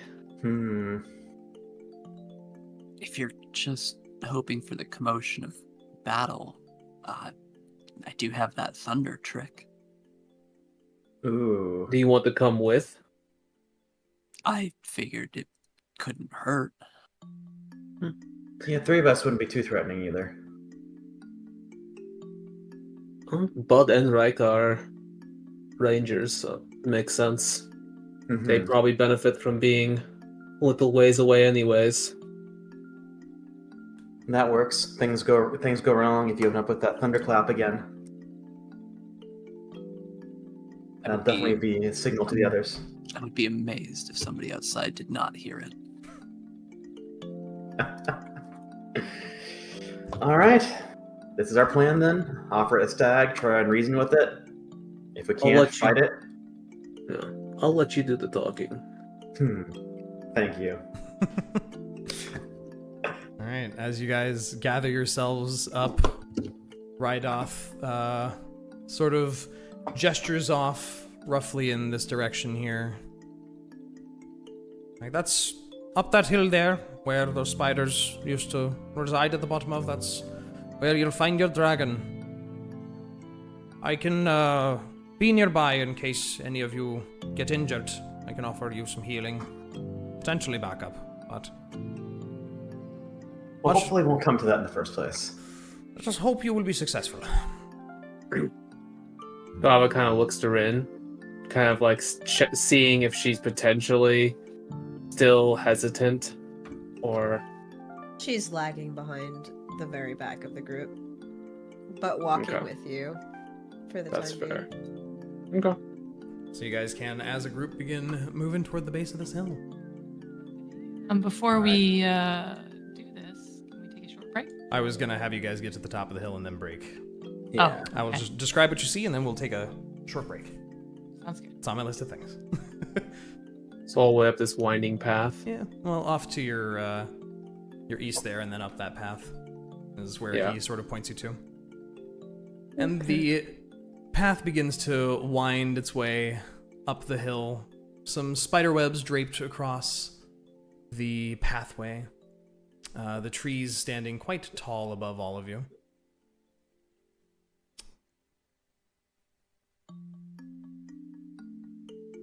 And as you, as your party meanders up the hill here, and you come into this clearing, at the top of the hill, there stands a round tower with a cottage attached. Both seem to be in pretty good condition, although half of the tower's roof is gone. A door leads into the cottage, it seems, and there are several arrow-slit windows that are visible along the tower's surface, starting at about 20 feet up and then circling as if following a staircase. Out front of the cottage, you see the corpses of 2 giant spiders, their bodies shriveled and blistered, though you know not by what. And you cannot help but again notice that eerie quiet and a strange, sort of acrid smell to the air, along with a light mist that has been permeating the area the closer you've gotten to the tower. And we'll go ahead and take a break real quick. Ready. Be back in like 10 minutes or so. We're all Dude. gonna I'll be right die. Oh, don't be so pessimistic.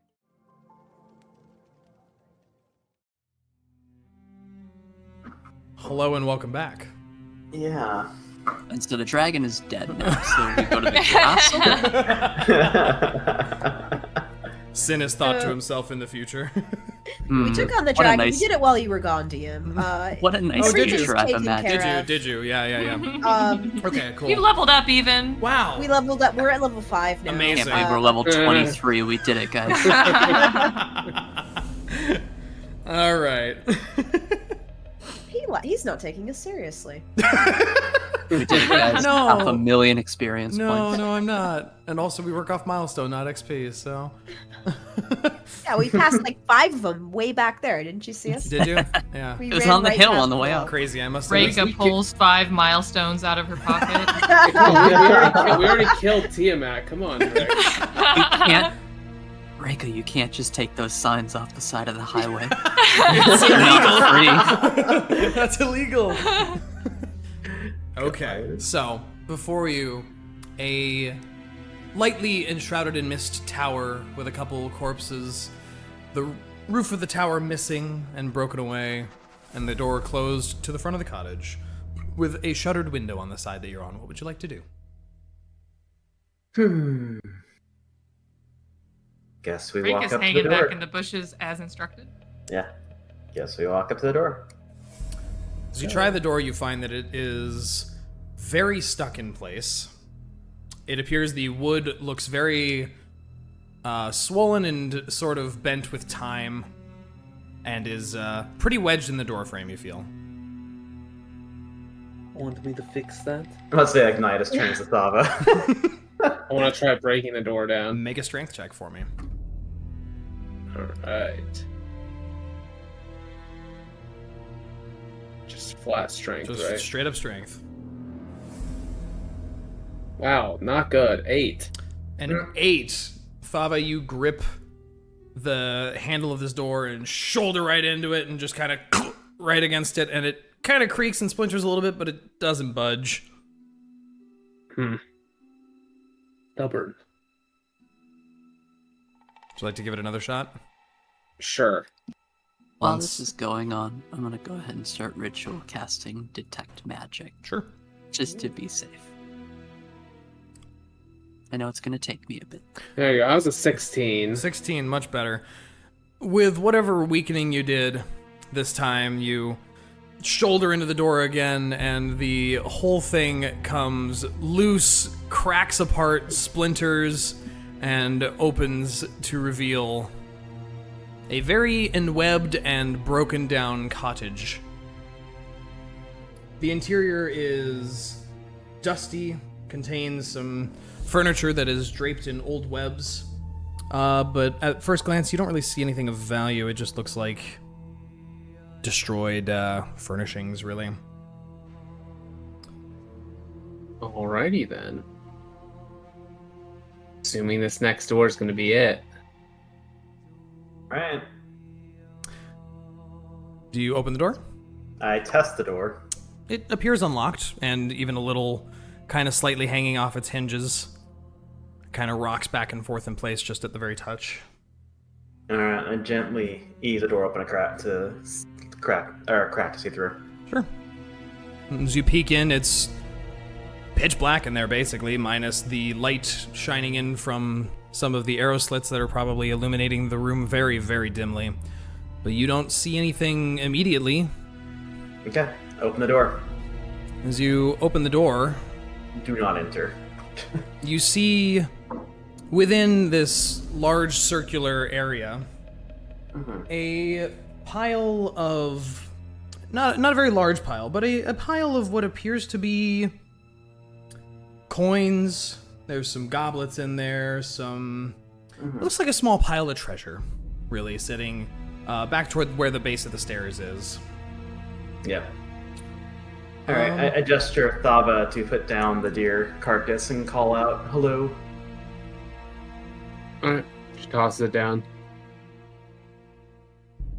And as Like this, tossing it into the room. yeah, Yeah. I guess so. as you sort of heave this corpse into the room, it lands with a loud thunk of its antlers into the floor.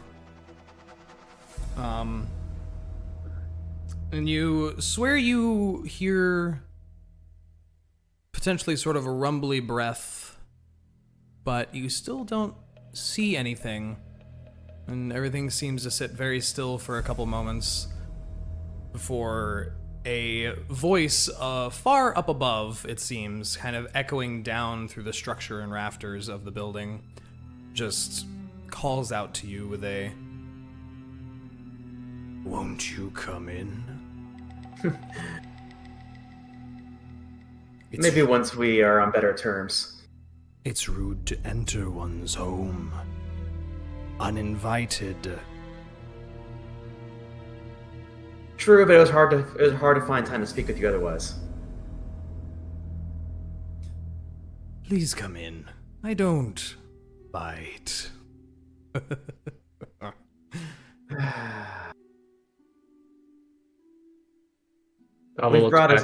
We've brought a simple offering. We hope to speak with you.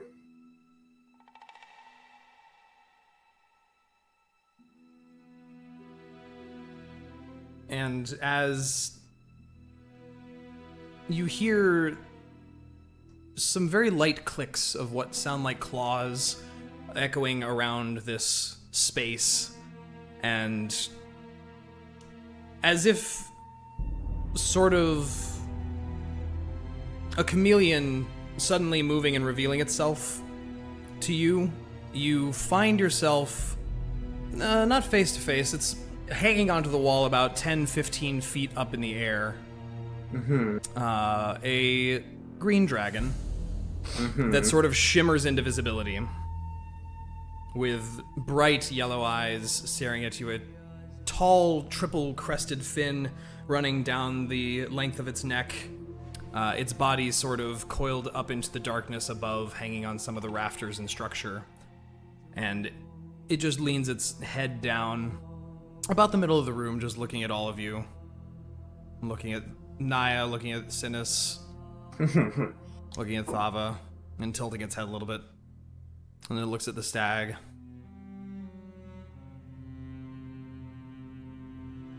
A simple peace offering to begin conversation. Well, you may begin speaking then. Okay, quick question. Yeah. How big is this dragon, did you say? No, it's Yeah. a little obscured, but it's not enormous. It's certainly large. It's probably maybe the size of an elephant. Okay, okay. A little bigger than those spiders we fought. Yeah, I think solidly that's bigger pretty than the spiders. small. That's what I mean. What did I tell you?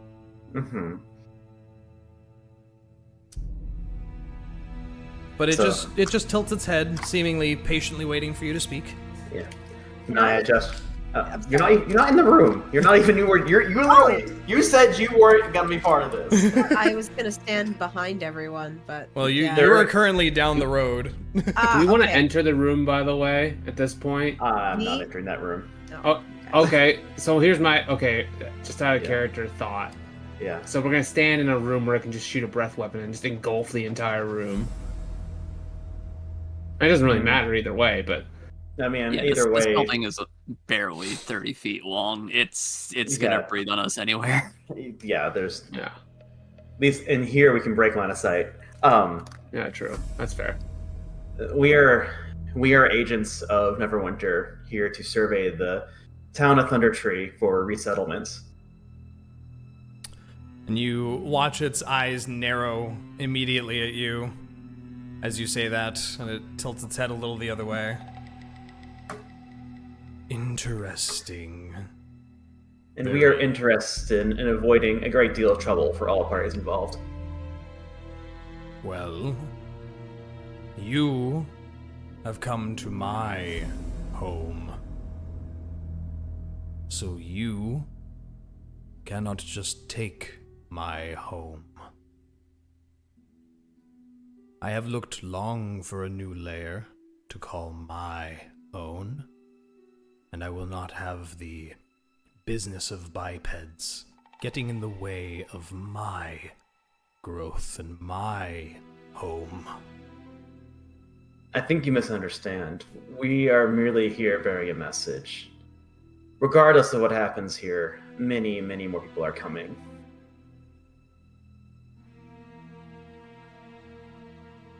Then I will be eating very, very well.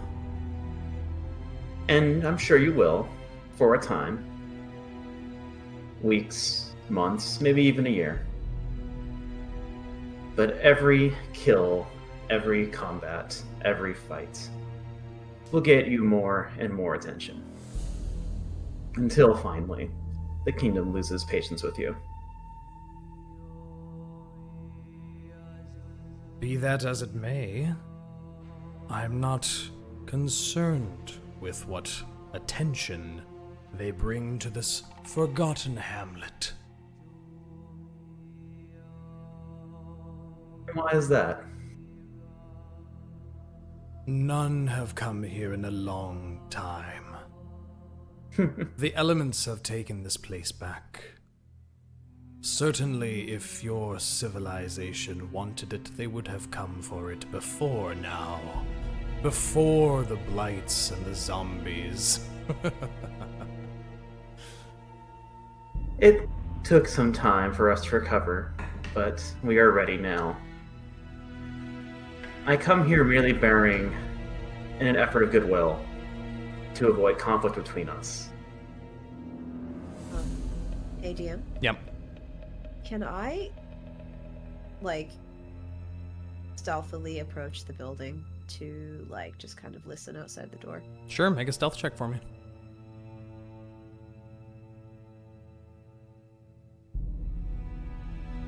Huh, 8. Oh, Okay. Snark clippy claws. Those darn hooves. Look, it's grass. It's grass. Yeah, it's true. Crinkle, crinkle. And the dragon goes to take a breath to speak again, and it sort of tilts its head to the side and looks toward the door. How many are you? A few. Like I said, we were here to survey the town.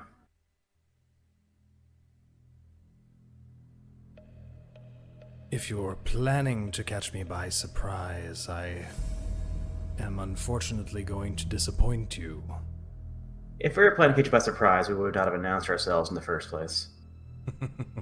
We would have demolished the tower from the outside. Yes. Well, either way, I do not seek to fight. And I saw those cultists that you dealt with. Yes, they were annoying and not very reasonable. They never are. That's one of the reasons I came up here in the first place. To be left alone. I see. Well, it's sad to say you've gotten some respite from here, but unfortunately it will be temporary at best. And it slowly drops itself down from the rafter with a fairly hefty thud and sort of stalks forward one step toward the door. One of its large claws sort of clunking onto the treasure as it leans its head down. Yeah, Niah just keeps staring at the eyes. Such a curious thing, mortals. You're all so brave. But I can smell your fear. Tell the other one to come in here. I don't like being sneaked up on. I like seeing everyone I'm talking to. God damn it. Bad choice, Rinn. Bad choice.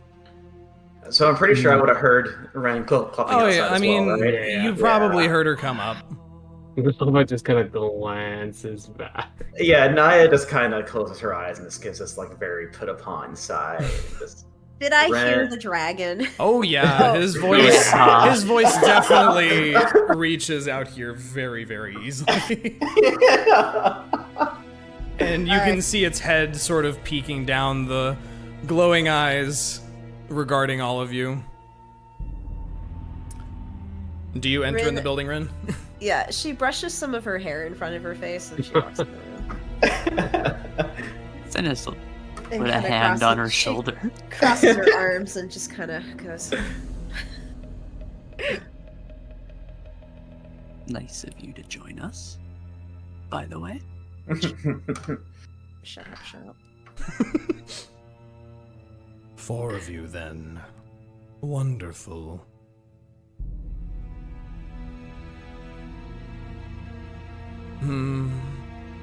I suppose I will entertain your little game. Just a little.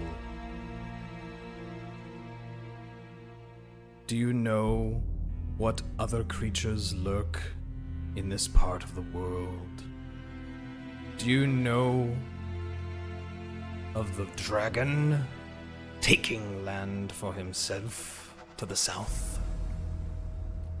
Do you know why, beyond the cult, I've come here? No, but I would like to know if you so wish to speak of it. As I'd said, I want to be left well alone. And there's another much older dragon who's just shown up. Out of nowhere. Sent me away Interesting. from my home in the south. And it sort of slowly lays down in still a very, I won't say cocky posture, but just very sure of itself. So it would take a rather large amount of convincing to get me to leave here, away from its ire. I would have to find a new lair, after all. And it took me so long to find this one. And what is so appealing about this lair, beyond its lack of attention? Well, look around. The natural encroaching upon this disgusting little bit of civilization is rather beautiful, is it not? Returning things to the earth. Returning things to the verdant domain. True. Okay, I can see what you're getting at. So, if another better layer was found, however, would you be interested in relocating? I would entertain the idea of somewhere perhaps more secure, larger, somewhere for me to really spread my wings in the end. Secure, remote, and surrounded in the verdant green. And where no mortals need to come. Know you of such a place? Amusingly enough, potentially yes. Our next destination after here is a castle called Cragmaw Keep. I see. And what do you plan to do at this Cragmaw Keep? Survey it, remove any problems, and move on.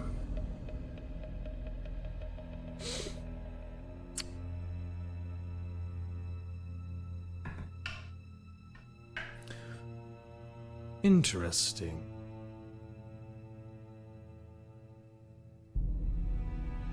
And how large of a place is it? Have you even been there before? Not yet. So that's actually finding it is our next task after we're finishing Thundertree. So you know nothing of it then, truly? We know some things of it. We know it is a keep itself, larger than this. And I just gestures around the tower. And It is remote, hidden in the forest. the dragon sort of tilts its head and looks up and along the tower at the open hole in the roof far above, and then looks back down at all of you, leaning its head down a little bit to be more on level with the door. And it seems to just be studying you very, very, very heavily studying each and every one of you. Rinn hides behind her hair. You watch him sort of stand and shuffle just a bit closer. And his head fills the doorway. Like he couldn't physically come through the door without destroying it. And he just he grins a little bit and goes, looking past you, Niah, at Rinn. Oh, fuck. Just goes, "Your little fawn of a friend there looks terrified." Yeah, she has a bit of a phobia. I'm sorry. Mortals are ever so curious. Rinn swears under her breath. If Thava's getting invasive, or whatever you want to call it, invasive thoughts, the closer it gets, like, oh, its head is so close, its neck is so exposed. Oh, God. oh. You got a bit of a dark urge going on there? Yeah. I don't know. Thava, the OG I mean- Dark Urge. Visualize giving it a hand. And you see its maw sort of open in what would be the reptilian equivalent of a grin, as it takes a long and deep breath in and sighs back out, this sort of greenish gas rolling from its mouth gently around its head and up and away as it dissipates. Oof.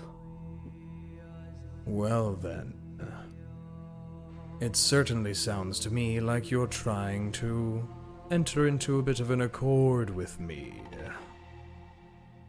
You help me, I leave this place. Did the druid put you up to this? The druid asked our help.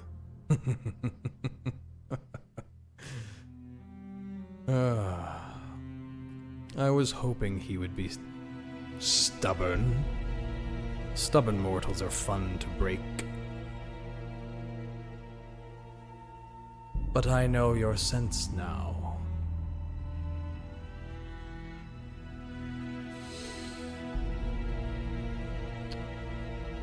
I do find this Cragmaw Keep interesting.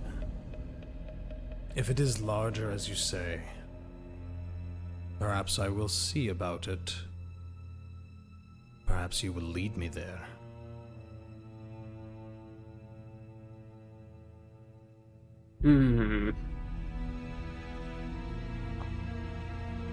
Like I said, we are interested in avoiding conflict and finding a solution that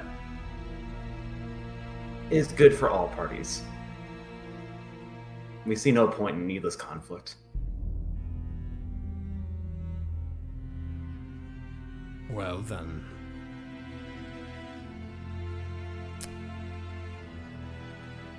How about this? I will follow your little band, your small group here, away from this place, to a new lair, to my new home. If ever you stray from your path to get there, or attempt to trap me, or lead me elsewhere, or I find it not to my satisfaction, and it, gets its face, right in front of the door, I will take endless pleasure in consuming you all. Have we a deal? I can abide by that.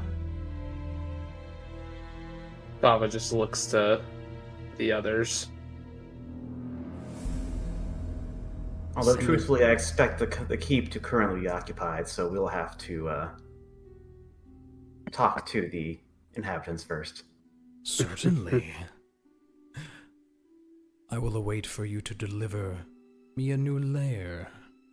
You certainly make a good case.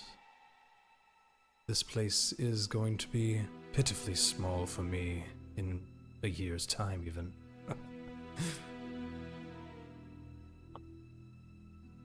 And I think we can come to a mutually beneficial arrangement.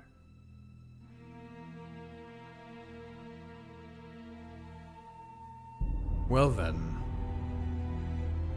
And he looks from you to Thava, back to Synas, and then Rinn again. We will see if you mortals have any worth.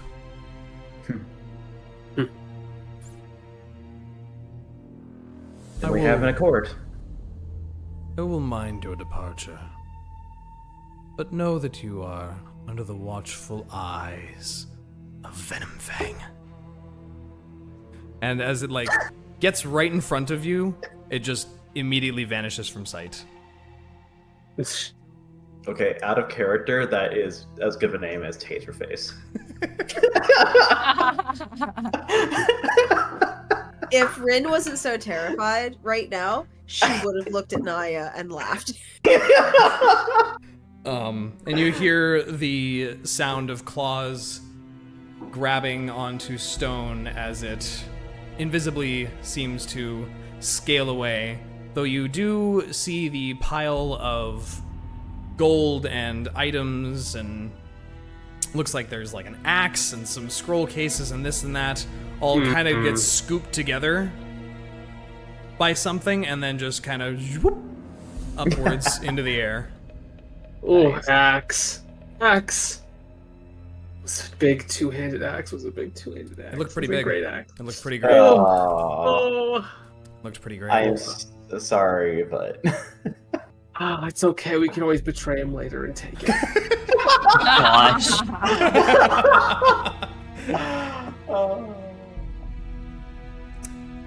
Okay, I guess now we return back to the Druid's hut. Yep. For the time being, it seems he's leaving you alone. So he's following us to Cragmaw Castle? Yep. Is he following us within, like, listening distance? He did not Probably say. scent. He said he has our scent now, so that means he's gonna follow our scent, I imagine. Yeah, I imagine the I dragon. missed what the omnipotent DM said. He said he had your sense. Okay, got it. I was really hoping he was gonna stay here. Oh, great. Well, it looks like we're gonna have a friend when we go to Cragmaw Castle. It's gonna be great. It is gonna be great. It's gonna be quite the adventure. I don't think he's. Asterisk. It'd be really wonderful if he jumped in to kill us after we were done with the castle. Yeah, now I'm scared that after we clear the castle, he's just gonna Oh. clear us. Oh, that is absolutely And that makes a this concern. so much more difficult. Oh, fuck. Yes. Out of character. Or, I mean, we could kill him. He was really small, you guys. That's right. What did I tell you? What did I tell you? Listen, He was I pretty was so big. worried. No, okay. Let's speak. Rinn is worried. If it were player me, oh, you know I would absolutely like to. Yeah. Trust me, Thava the whole time was like, "Oh God, I want to kill him so bad. Please let me kill him." Yeah, no, Niah isn't necessarily interested in a fight that has no real need. That doesn't have to happen. So as I'm you, curious about this dragon to the south. I will recollect you. Yeah, I'll recollect Yeah. you guys over at the. Someone has already gone far ahead of you. Don't worry, don't worry. Just kind of do a little shoo. Boop. The party, perfectly aligned for a dragon breath attack. As you come returning to Rydoth, he's sitting by that little campfire and perks up the moment you guys come to approach and stands dusting himself off and goes, "Oh my goodness, you're back already. I wasn't expecting. I didn't even hear a dragon roar. What became of it? Diplomacy. With a dragon?" Yeah. You do know roughly where Cragmaw Castle is. I can Right. I can lead you there. That much I was not lying to you about. All right. Good, because unfortunately the dragon will be wanting to move to Cragmaw Castle. And he just looks at you and just completely stone-faced closes his eyes and lets out a sigh. I will alert the Emerald Enclave when the time comes. At Bergamo Besides our friend Gundren, of course. Well, But I think you cut out a little bit. yeah, I didn't Oh. hear that. I was asking the druid, like, what is at Cragmaw Castle exactly, besides obviously Gundren? a horde of Like- goblins, Okay. quite a number of them. Well, I mean, would be to our benefit to have a dragon also interested in Mm-hmm. taking the castle. Yeah, that moves the dragon problem away from here. It displaces a problem from one place to another, much as a river moves moss down its length. But one we will Sure. still have to deal with eventually. Eventually, true, but would you say right now that Thundertree is of more immediate importance than Cragmaw Castle? Most don't even know of that keep's existence, other than myself and maybe a few other woodsmen. So, if that is where it will roost, I will at least then be able to keep an eye on it myself. Should it become a problem, I will beseech some adventurers, perhaps maybe even yourself, to deal with it in the future. But you have upheld your end of the deal, so I will take you there. Excellent. Thank you, Master Druid. Not an area problem. I only hope you know what you're getting yourself embroiled in dealing with a dragon. Hopefully this deal will be short and sweet. Hopefully for yourself. And he goes about gathering his things as he begins to head northward and away and out of the village, expecting you to sort of just come along with him. Yep. Alrighty. And we will zoom back out to this map? Yeah, this map. This map.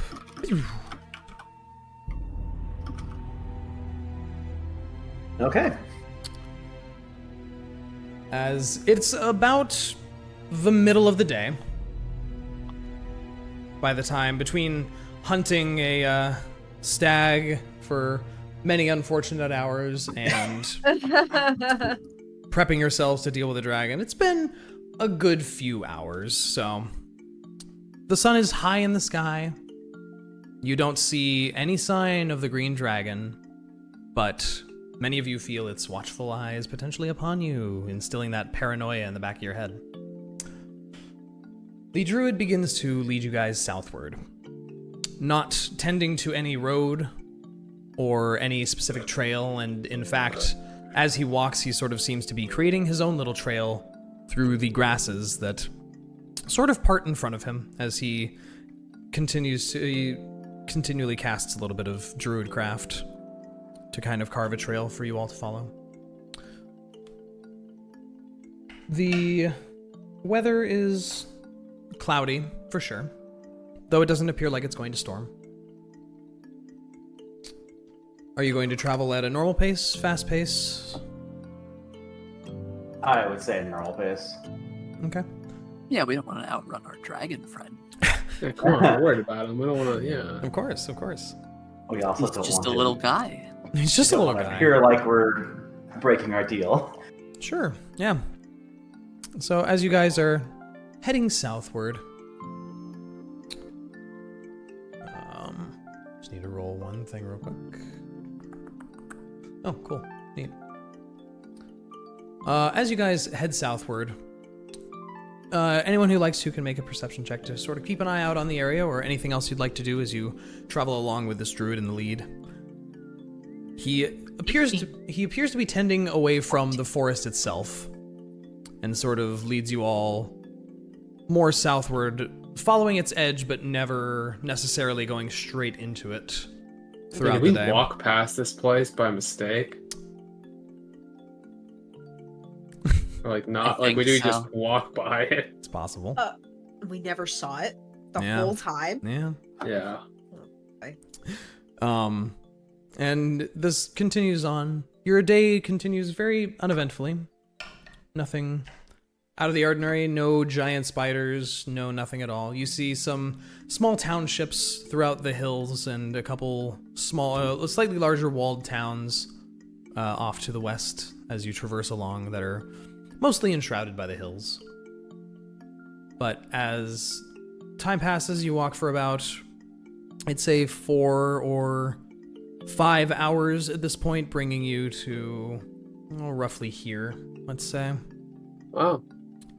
You make pretty good time. He seems to know the way and doesn't get caught up in any of the brush. In fact, most of the time just sort of weaving nature out of his way to create a much clearer path. And Synas and Rinn don't have a ridiculous amount of twigs or leaves stuck in their hair by the end of the day. But as the sun begins to set in the west, you guys begin to camp. In the distance, Reyka on an 18. You feel like you think you can hear the sounds of dragon wing beats staying quite a ways behind you at all times, but ever sort of present throughout the day. The chirping birds and passerby bugs and animals have also returned, and it's quite nice to be away from a strangely silent area in the middle of the woods.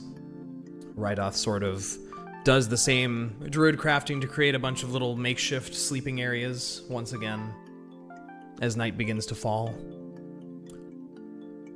And he seems mostly not really chatty, just walking and guiding.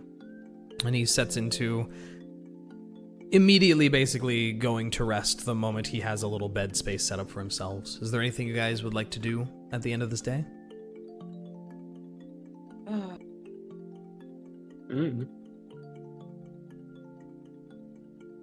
think Rinn wants to go up to Bud and just say, that dragon.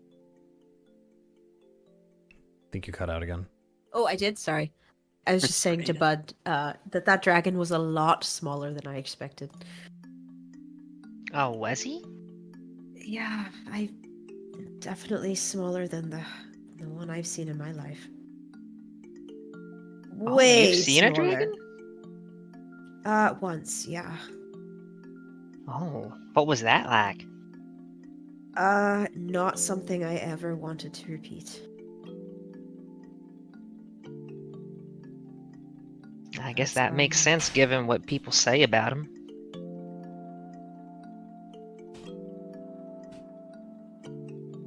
Guess that's why you're scared of him, huh? Yeah, that's one reason. But anyway, Hope I'm I not guess... prying, but maybe you want to talk about it? Or is that too much? There's not much to talk about. Really? Well, you were really brave today. Not really. Thank God, but Well, you went in there by yourself. there were like 4 other people in the room, Bud. How did I mean that? I mean that in the sense of like you made that decision like for yourself to go in. Oh, gotcha. Okay. It was a bit more of a mistake, but thanks.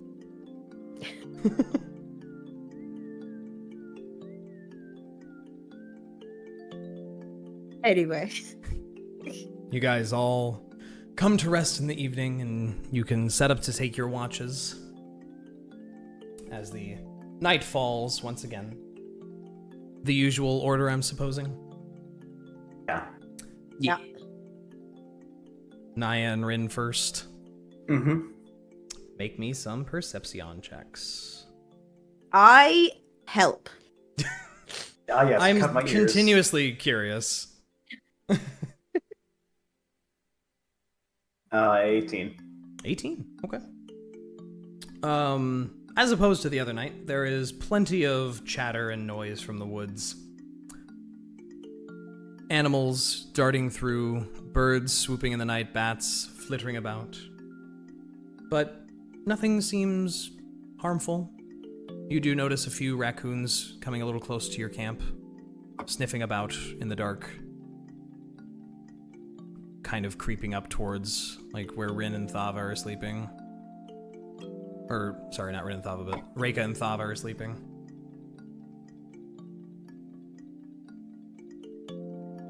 But the moment you sort of glance at them, they skitter off into the night with a few squeaks.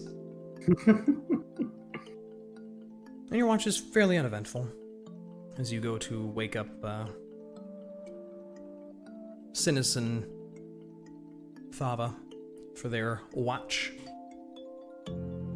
Go ahead and roll me some perception.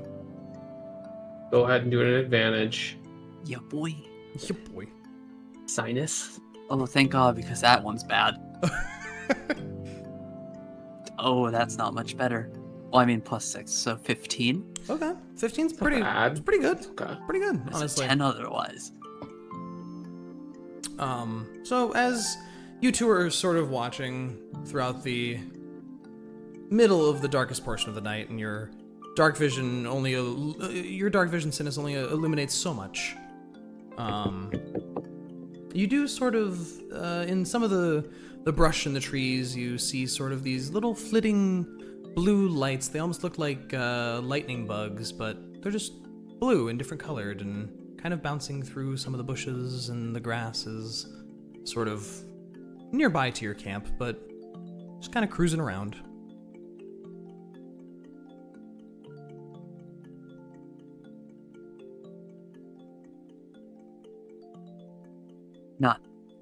Not aggressively floating. No, just around, kind right? of like bugs would just zooming about Okay. between different patches of grass, and then they lift up and flutter over here and then over there. But the rest of your watch is uneventful as well. You can go ahead and wake up Bud and Reyka to take their watch in the waning hours of the night.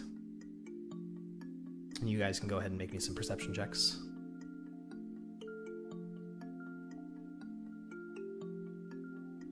+26, natural 20. Wowzers. Wow. Wow, wee wow. Bud, what'd Finally, you get? a good roll. There it is. I got a 20. Not Okay. natural, but 20. Really good rolls. All right, so as you guys are taking your watch, You and see a dragon. you do actually, on a natural 20, Reyka, like, you do see the silhouette of a dragon swooping over the woods a few miles to your north. You presume that it's... Can I tell us if it's our little green dragon? Definitely seems to fit the size and silhouette. I pointed out to Bud. Oh, looks like we finally get to see him. And during your watch, Reyka, you notice these same little odd lights that had been floating throughout the woods and bouncing between blades of grass and low shrubs with minimal illumination. And the buzzing and chittering of the bugs almost seems to become more melodic in a way, like the wingbeat buzz of the bugs is kind of harmonizing with itself, oddly. And you see those little lights begin to approach towards you guys, and sort of, much like curious bugs might, or like a bit of a swarm of gnats, kind of cruise on in towards you guys and start landing on the leaves and grass around you, and up close they look like little bluish lights, and some of them kind of hop on Reyka's legs and arms. And yeah, they just, like, they kind of feel like bugs when they land on you, Reyka, but they're just little kind of amorphous bug things. So they don't, like, look like a bug? They're, like, you're very familiar with, like, bugs crawling on your hands and things like that. And it feels like a little bug is crawling on your hand, but it's just like a little light initially. And as you watch it, yeah. Can I do a nature check? Sure. Natural 1, baby. You He have smashes the bugs. you I've have never seen this in my life. You have no idea what this is. This is a novel experience for you. Can I do a nature check? Sure.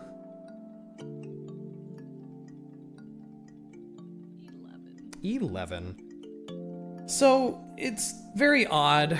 The little lights, as you focus on them, kind of blur in and out of shape, but they seem to be really drawn to Reyka specifically.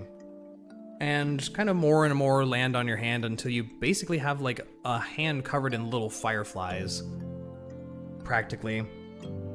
And Well, Reyka's delighted. they just kind of cast a pretty blue glow between you and Bud. I just show my hand to Bud, and I have like this stupid smile on my face. I love these. They're like fireflies, but not fireflies. And as you move Reyka your will whisper, Yeah. like, "Hello, little guys." and Not sure if she's expecting a response or not. Yeah, as you say that, a lot of the lights seem to rotate. You feel a bunch of little legs kind of scurrying on your hand there, and kind of one by one, they kind of just pop into little like bug shapes, like little beetles and bugs and grasshoppers and a couple cicadas in there, and they all kind of seem to be looking at you. And just many of them twitch their little antennae and tilt their little bodies and heads, kind of swaying back and forth and almost matching the tilt of your head.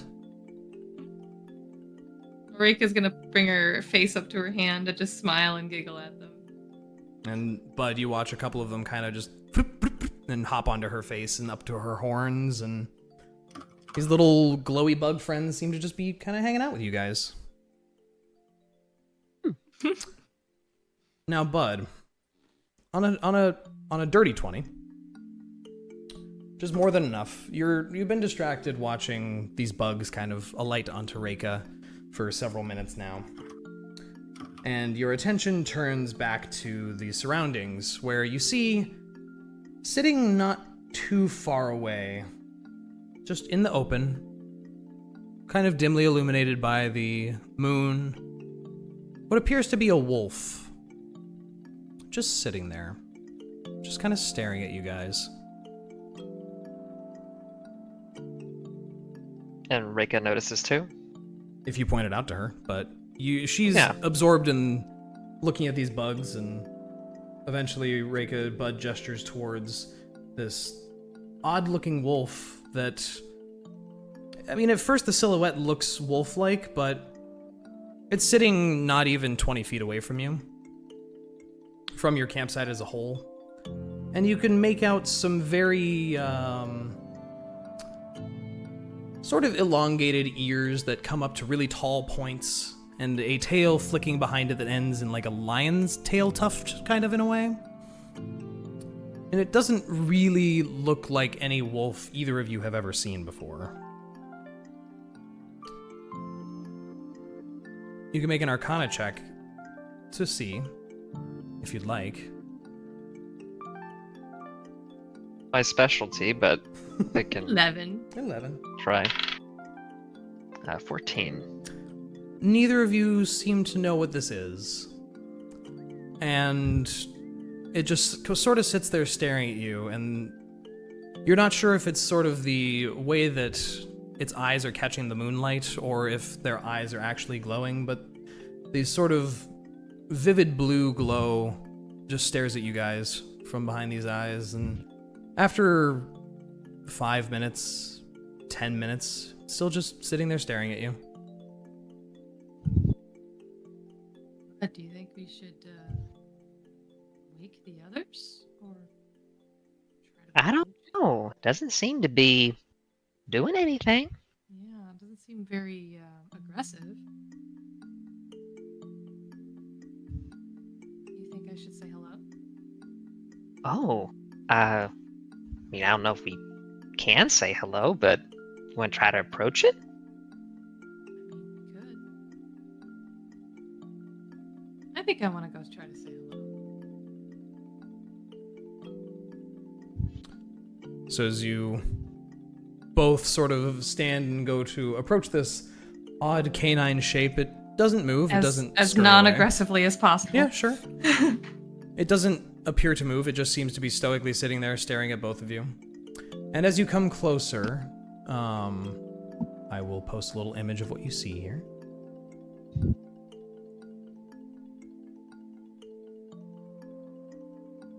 Oh my goodness, too many windows. Too many windows open.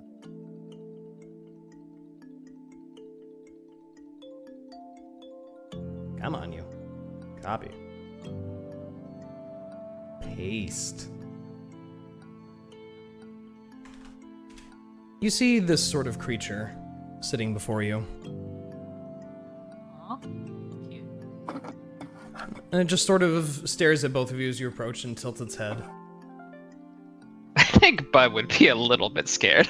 It is, I don't know if cute is the right A little word. intimidating. How big is this creature? It's about like Great Dane sized.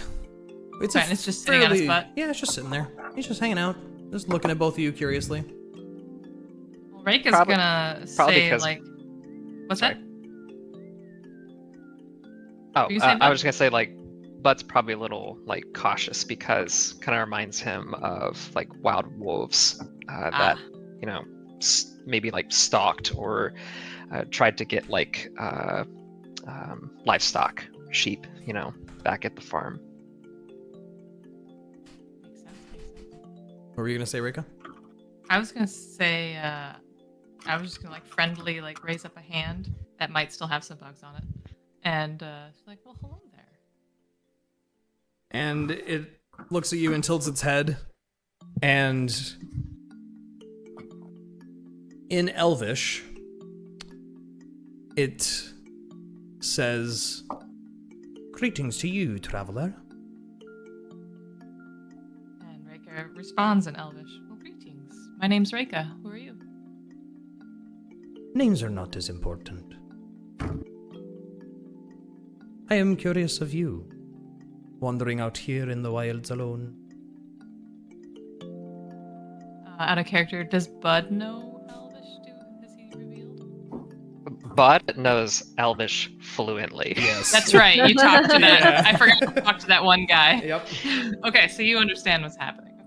Yes. So when the words come out of this creature's mouth, his eyes go kind of wide. It's like, I don't need you to be afraid of me, young one. I mean you no harm. I am curious, that's all. No, we're just And I guess traveling in- through. I guess in Elvish he would just say, "Well, it's nice to meet you too. I'm surprised I can understand you."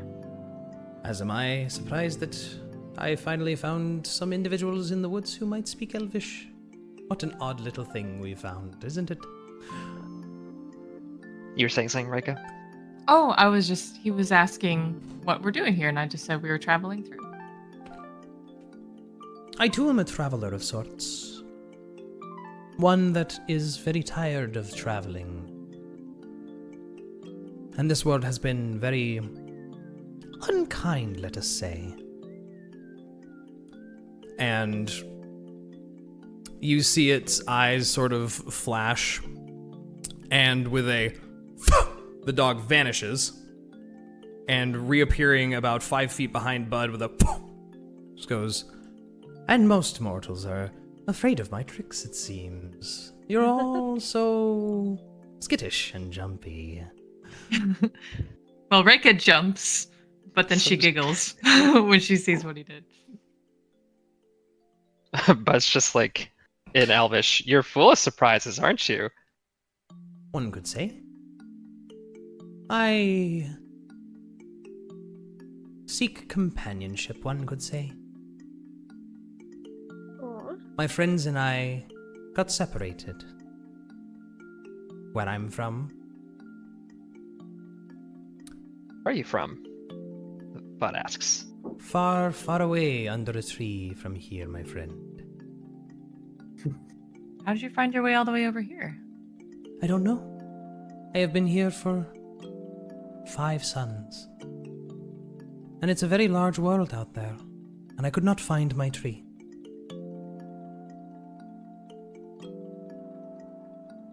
But you Is all there any way that we seem- can help you find your tree?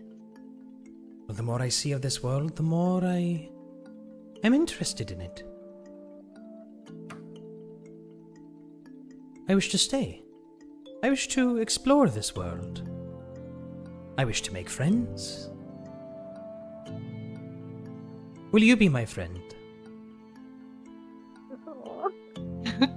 I would love to be your friend. I know what you said earlier about the world not being kind to you, but you can find some friends in us, that's to be sure. And it just sort of hums and tilts its head a few times, looking between both of you, and its really tall, long ears sort of flip and flop as it tilts its head. You're both very in tune with nature, though in your own ways. I can feel it. My little bug friends there seem to like you very much. Oh, these are your friends. Well, can't speak with them, so I can't say I haven't shared a cup of tea with them or anything, but they followed along with me for a long while through the forest. Do you know what they are? I've never seen them before. Spirits, I think. Oh. The forest itself, a small extension of it. It's interesting that they would take note in random passerby. You must both be special. You and your... And it turns its head to look around. Your friends. I think they're delightful. Might we travel with you? New friends? Well, I certainly don't mind. We would have to run it by the rest of the group.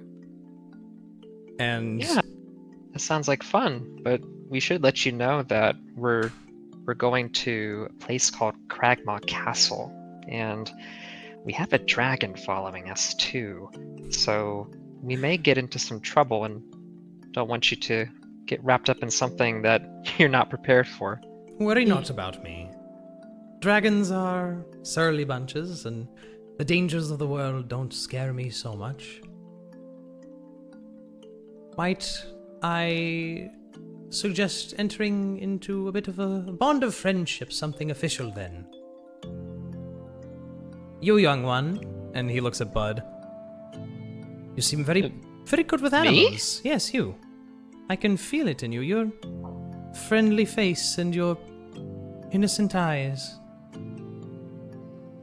Oh, shucks, he says. By the way, side note, I am not doing the accent because this is actually Bud talking. In Elvish. Because Bud does not have an accent when he does Elvish. It completely disappears. It's a mystery. Oh, that's right. also- I forgot about It's- that. disappears It's when like it it's like when drinks. British people sing when their accent completely disappears. For no reason. Gosh. Like that. That's but- kind of cool, actually. but Bud says, yeah, I grew up on a farm my whole life with my mom and pa, and I've taken care of all sorts of animals over my life, and I really love them. I think the forest can see that in you.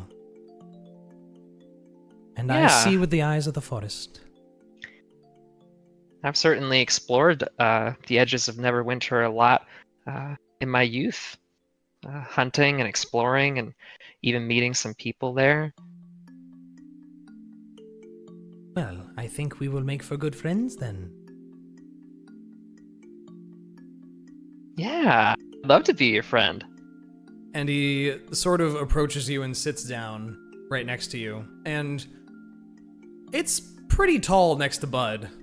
Like, it's almost the same size as him. But a couple feet shorter just sitting. But, I mean, this is a big dog. Large doggy. Large doggy. And it sort of leans in and touches its nose to your hand, Bud. And you feel this buzzing warmth sort of radiate from your hand and up your arm.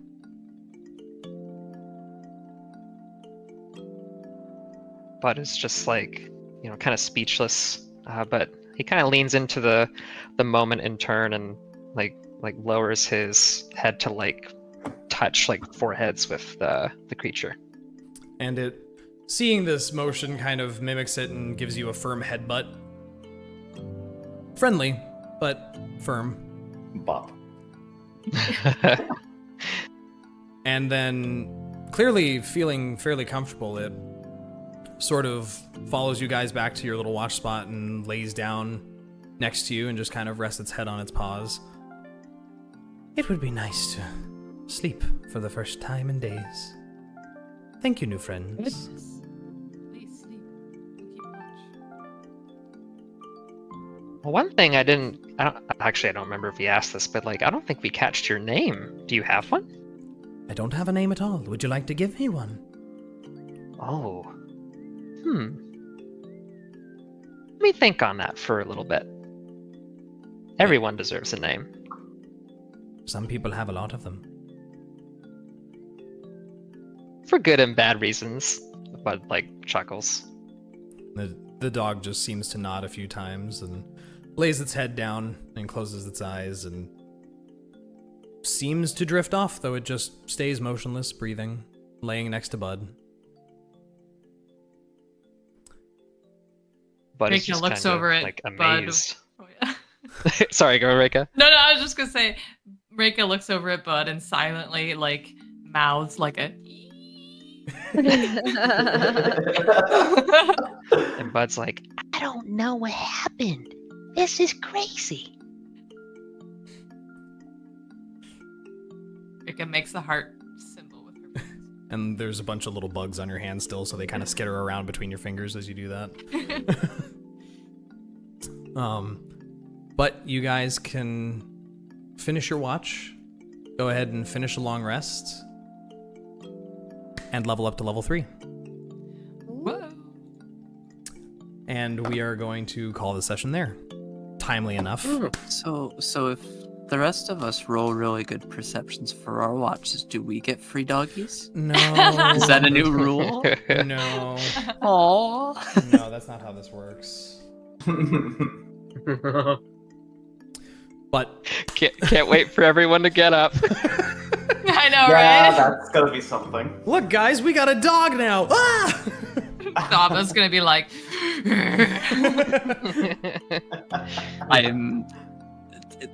I'm immediately screaming at the question of, will you give me a name? Mhm. Like, just, oh, that's a dangerous question. Oh, that's dangerous. Either way, we will figure out what happens next with your new little bug friends and a dog friend and your dragon friend? I suppose. Whenever the next time is. Thank you guys for doing this and playing. It's wonderful to play with you guys every time. Of course. Yeah. And we'll see what happens next time on Dorks in Danger. Dorks in danger. Yes. Oh, cha-cha. Cha-chas. Oh.